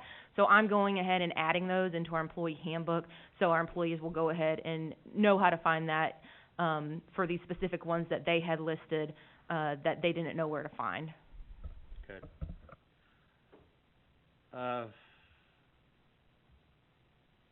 Trying to think, I had another part to that. Does that sound workable? May I ask you a question? Have you already started working on the things that are on there, for instance, the extra days, have you already started working on those policies? On those policies? No, ma'am. The only one that I reached out to for TSBA was the maternity, paternity leave, because I just wanted to make sure because it's so legal in nature, I wanted to make sure we got that worded right. A lot of those other ones are really more of what we have, especially the local leave. That wouldn't be so much of a legal issue, because that's just a whole new type of leave that we'd be adding, as well as I'd have to double check on the physical assault leave about adding some of that language into there. But I didn't really, a lot of what's in here, if we want to take this language and put it towards a policy, we could go that way and then send that to TSBA and say, hey, does this meet the threshold? And I would think that maybe MCEA would like to hand some of those things that are in the MOU that we're talking about maybe to legal, and TEA could look at and see what that would look like as a policy, if you could do that. Just send it to me. Ms. Parker. I will just say, with a lot of policies getting updated anyway, I know how we all get when we get a bunch of policies up here and our eyes kind of glaze over. So if we have stuff that we already know is going to be very policy heavy, I would probably suggest maybe putting this on the next one, because I also don't want Jennifer or Mr. R to have to look at crafting a bunch of policies when we're in the heat of hiring season. I mean, I would kind of like her to be focused on that more so than developing policies at this point. I agree. I think this is the position we've left her in, quite frankly. One thing I would like logistically to know, if we all, 11 of us or however many there are, sit down and start writing policies, we're not going to show up at the same meeting and then hash it out that way. How is the best way to streamline that process? If you will send us what you're looking for, I mean, do you want a policy for every single thing that doesn't have a policy in the MOU? Or are you going to go through the MOU and give me a list of what you are requesting? Because as Mr. Ard said, some of the language is already in the MOU that can be taken and put into a draft policy. But she does have about 22 policies that will be at your next work session just because of changes in state law. My suggestion is that we do this in August, that a policy be generated for every change in the MOU. Some of it's already say they don't think they can vote us, but give us an opportunity to vote it up or down. So basically what this is going to amount to is line iteming the MOU and putting it into policy. Only those items that are not already, yes. We would have had to done that anyway. Right. Mr. Sims. I feel like there's some board members that are not accepting that the MOU was voted down, and I think that's a disservice to the ones who voted it down. I feel like we are being verbally bashed unnecessarily, for one, and secondly, I feel like we're putting the staff in a place. I don't want to, I know it's not a voting meeting, but I'm not going to tell the staff at this time to go through the MOU, because there's some that have a policy number next to them that there's other things within that MOU that is a little different from the policy. So I personally would not put that on our staff. The board member, if it's important to you, email the staff.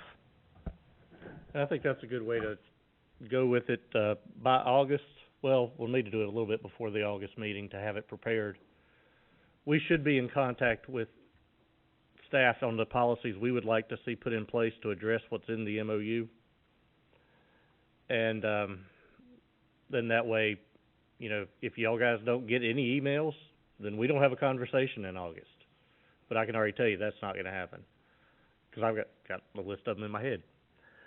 So that's how we'll proceed. I think we need to maybe address just the status, give a status update in July rather. Let's leave it on put it on the agenda just as a status update on if you guys have heard any response, and just leave it at that. We don't need to worry about anything else with this on the July meeting. Work session, yeah, work session.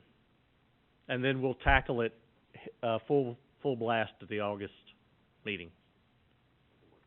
Work session, yes, thank you. All right, Kids on Stage MOU. Okay, so in your packet you have two different MOUs that are currently active with Kids on Stage. One of which they have asked to update, and the other one they have not asked to update at this time. The first one that they have actually asked to update is the first one in your packet, which is the Arts Director position. This is a position that was created solely by Kids on Stage. They provide $69,000 of the salary and pay the Social Security, retirement, and Medicare fringe benefits for. You pay $10,000 additional. So his salary becomes $79,000, but the $69,000 and all the benefits are paid for that. This is a An arts director position, this is a position that we have had several staff members email us about. I know that you all have received a few, I have received a few, and I've asked Mr. Hughes to, so if at any time you'd like him to come up and provide some clarity, just to give you some background information on what this position does and does not do.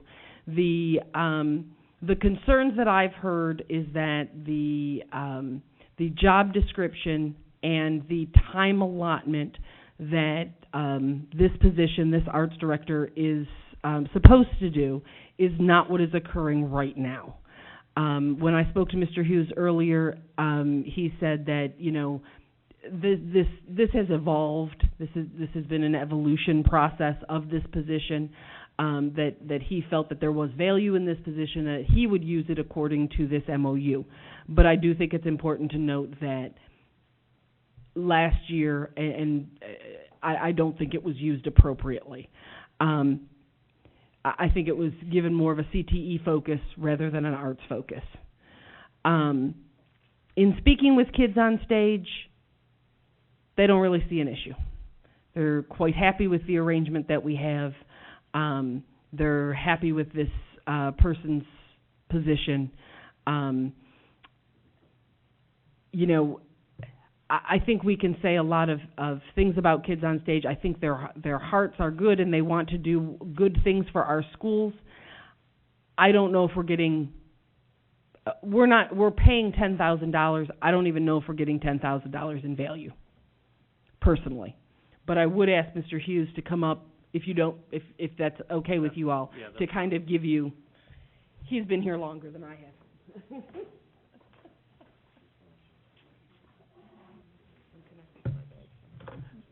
Thank you. Go ahead. Yeah. I do personally see value in Mr. Mitchell's position as the arts director. You know, a couple of things that he's been kind of tasked with is to collaborate with all of our fine arts teachers. And one of the big benefits is having that additional resource for all of our teachers at the elementary, middle school, and high school, a person to go to. He's really big on the grant writing also. He's able to assist a lot of our fine arts teachers in getting resources to improve their programs. Okay, thank you. Ms. Kinzer.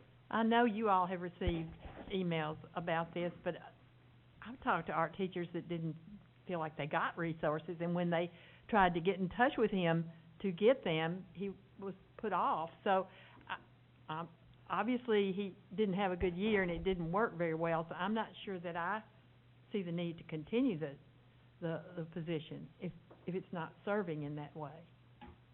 Well, one thing I can guarantee you is that the job description, you know, we would definitely follow the job description and try to assist all of the art teachers on the campus. I do know that Mr. Mitchell was, you know, available for all of the fine arts teachers at the elementary, middle school, and the high school.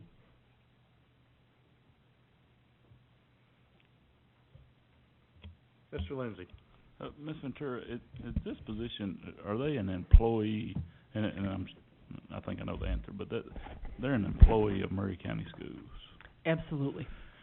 But their pay is determined via this MOU. Rather than, we just did a salary study and that position was not included in that salary study. This position, strangely enough, was included in the salary study just because it is a Murray County Public Schools position.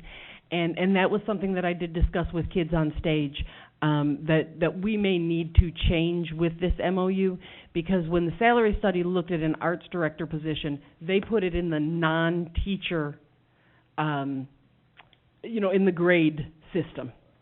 In the non-teacher, we don't use classified anymore. I have to yell at Eric Perryman publicly.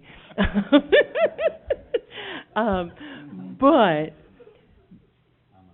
he will not be able to receive tenure in that position, and the contract clearly states that he would follow our tenure procedure.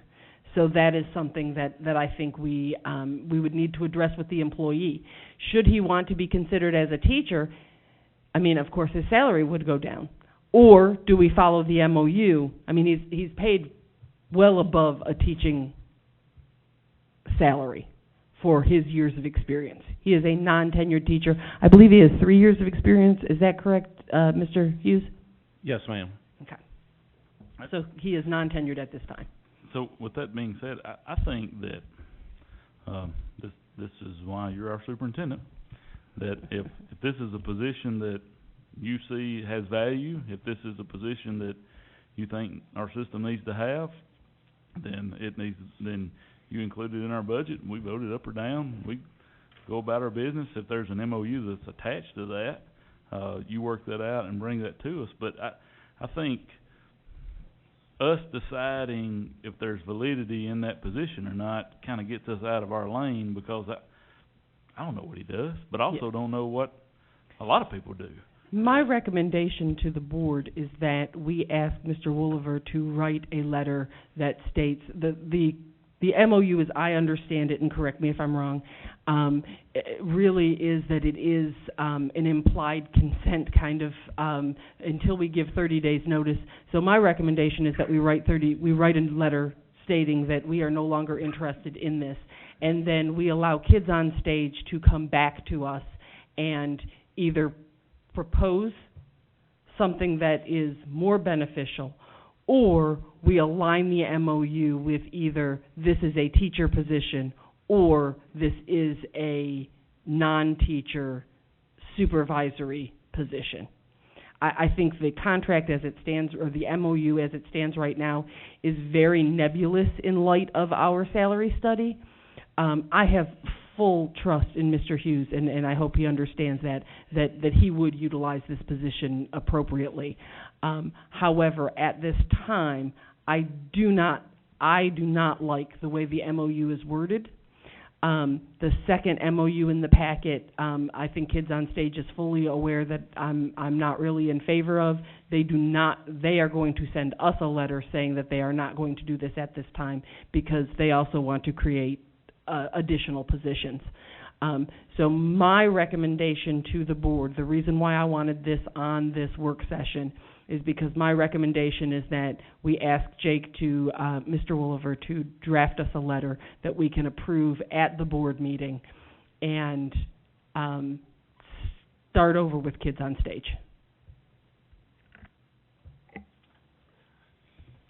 Ms. Irvin. I'm at I just don't even know. Probably what's going to come out of my mouth is going to sound very unintelligent because I haven't rehearsed this at all. But here's my thoughts. And I apologize. I haven't been able to read through this in its entirety. But I think, in my very uneducated opinion, a lot of the grief that's come from CTE is the fact that it's been put out there as an arts. And I think when you talk about arts, I think the arts can be, what's art to Miss Betty may not be art to, Mr. Howe. And correct me if I'm wrong, but I think that that's part of the problem because not everybody looks at theater, not everybody looks at this and that as the art. So I've heard from a lot of employees too, and a lot of it's that one thing that I've appreciated is that we have a lot of passionate teachers about their particular area, but that's the thing is like you hear from this one that's, passionate about their area, they may not see value in another area. So I feel like that's some of the stress maybe we're receiving. It's maybe we haven't really, and I'm not saying you, me, or anybody, but just we as a blanket statement haven't done a good job of really telling what this is. But one thing I do know, and that's something I'd like to hear more about, is I've been very impressed personally. I may be the only one that feels that way, but I've been very impressed with a lot that's came to light through this partnership at Mount Pleasant. I also have heard from individuals inside of the organization that helped form Kids on Stage, and they feel, I think it's safe to say they feel largely unappreciated. I think we've got a private entity that's willing to give us considerable money to try to move our community forward. And what I don't know, and I'm totally outside of my lane, but I've been hearing from all different scenarios, is that this organization wants to contribute. They want to contribute to Murray County. They want to contribute to our students. They want to give opportunity. But like you've said, it seems like that's been more of an angle of a CTE than it has been an art. And I think that that's where a lot of people have, when it, maybe 20 years ago it was art, maybe now it's moving in a different direction. So I don't know that, and of course you know I value you and I value your opinion greatly, but I want us to be careful that we're just not, for lack of a better term, throwing the baby out with the wash. I want to make sure that we're because I don't know what this looks like. What I do know is I've been to several things at Mount Pleasant and I've seen what they've been able to give students. And I personally have even had conversations with my son that will soon be a junior. Hey, and everybody on this board knows how I feel about Santa Fe because that's where my kid goes. But I've had the conversation with him multiple times. Do you want to go to Mount Pleasant? That's huge to me. I see that we're giving kids an opportunity from what I have seen and heard from members in the community. Whatever it is they've got going on down there, it's changed a community. And I hate to say it that way. I don't want to talk ill, but I'm a native of Murray County. And there was a time that people in this county viewed Mount Pleasant, not trying to offend anybody, but there was a stigma. And that has changed. And I've even had people, not to cross over into my personal line, but I've had people be like, no, I'm not going to consider Mount Pleasant. I'm like, Mount Pleasant today is not the Mount Pleasant of yesterday. And that is largely because of what our businesses, our school leaders, the programs we're offering. We took kids that, in my humble opinion, who had no hope, we gave them a hope. And I don't know how, I'm not the smartest one of these board members up here. I know my head gets scrambled because, like you say, is it art versus this? Well, I don't know. But what I see is opportunity. I see growth for kids, and I'm passionate about that. And I want to make sure that we're continuing to make sure that if we've got a company that's willing to help us grow Murray throughout the county, which is what I've heard that they're now willing to do, I want to make sure that we're just not throwing it away.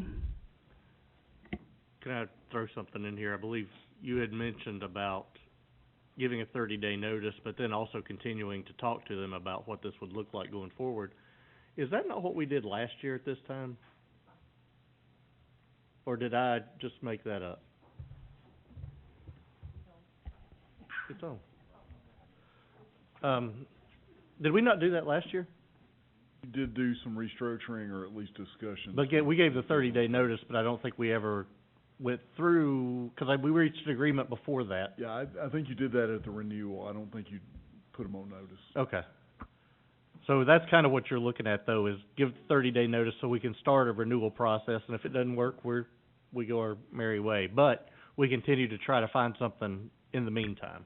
Absolutely, and to Ms. Irvin's point, if you look at Mount Pleasant's industry certification numbers, they are fantastic. Mr. Hughes is well aware that my expectation is that continues. No pressure there, Mr. Hughes. But I do think there is value in a partnership. I think, unfortunately, this partnership has become misguided, and we're selling a product to our employees and to our kids that may be mislabeled. And I don't know how else to say that as fairly as possible. The kids on stage people are very nice people and want to give to our schools. I don't know if this is the mechanism. Okay, thank you. Mr. Moore. And just to clarify, are we talking about all agreements with kids on stage, or just one, or several? Because I'm only seeing the one in the agenda here. The one on the agenda, the arts director position, is the one that they wish to renew, and they have reached out to me to renew. That is one that we have to discuss the most, because I think they are going to send us a termination letter for the second one, although I am going to ask Mr. Wooliver to prepare that just so that we can have that discussion. They have additional ideas that they want to refocus their funding on, which has more of a CTE flair. But they do not want to give up the arts position right now. And that's, again, why I wanted to have this discussion with you, because I do think there is value for that. And having to talk to Mr. Hughes was enlightening to me. But we need to be sure that that's exactly what the MOU says. Well, I would just say this. In the time that I've been on this board, these agreements have been nothing but something that just keeps coming up. And it's never been in a good way. In my opinion, I would love for us to maybe terminate them all and restart all discussions with a fresh slate. Because something needs to be done differently, because every time this comes up year after year after year, and it's still just, something's not sitting right. And frankly, as I've said for years, I've still had trouble seeing value for the district in this. And there are some negatives, as we've talked about other things. There's negatives, I think, across our administrative pay scales that all of these integrate. So if that's where you're going with this, I was just trying to make sure we're on the same page. So we're only going to send them a letter to do a 30-day notice on one of these, and you're expecting them to do a notice on the others, or are we going to do a notice on all of them? My recommendation is that we do a notice for both. Okay. And then we're in the driver's seat to say, please come back to us with another offer. Thank you. So that'll come before us at the meeting to vote on that letter to send it? Is that what we're looking at? Okay. One last question on this I've got quickly. How many arts teachers in the Mount Pleasant cluster or module or are there? There are three. There are 3 art teachers, one at the elementary, one at the middle, and one at the high school. Okay. Is music included in that? Yes, music and also drama, theater, chorus is also included. In the 3? Yes. At Mount Pleasant High School, we have a drama teacher, we have an art teacher, and we also have a band music teacher. Okay. At Mount Pleasant Middle School, we have an art teacher, we have a band teacher, we have a dance teacher, and a theater. Okay. And at the elementary school, I know there's an art teacher and a music teacher. Okay. So we're looking at 9. Have these 9 been asked their opinion on this? I'm trying to put you on the spot. I'm just asking. Have I asked their opinion? No, sir, I have not. Okay. I don't want to add work on yours, but I would encourage any of the art teachers, and we have had several reach out to us about this, but to contact either the central office or the staff at Mount Pleasant or your board members, or even not your board member, somebody on the board, just to let your feelings be known. And if you wouldn't mind just encouraging them to do that, Yes, sir. I would appreciate that. All right, the last thing on our agenda, this is another one of the miscommunications between Ms. Shirley and myself, was supposed to have an attachment on it. As I was reading through the TCA code a couple weeks ago, which I do on a regular basis, I noticed that it does allow a provision to have student advisory members on the school board.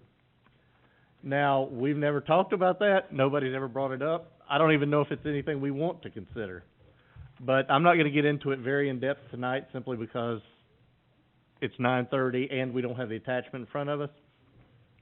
But I would like you just to start thinking about that. And I know with a new school board coming on in September, this may be something we want to take up later in the year, November-ish, maybe December. So just wanted to plant those seeds, and I'll try to send that attachment to everybody just through email. May I ask a question? Yes, ma'am. Mr. Gaines, is this your last meeting with us? I think so. You've been counting the meetings down, I'm sure. Well, speaking as a board member, and I'm sure others as well, I just want you to know how much we appreciate your service, not just to the Murray County Schools, but as a veteran and just as a mentor to others as well. Thank you. Thank you.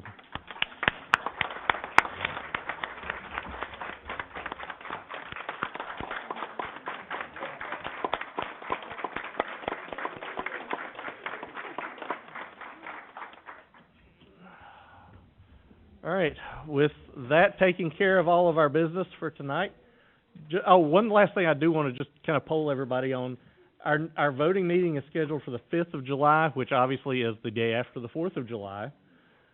I don't see any need myself in moving that, but I just want to make sure that there's a consensus behind that. Okay, good. We're going to leave it on the 5th then. If you're not here, you can join us in spirit.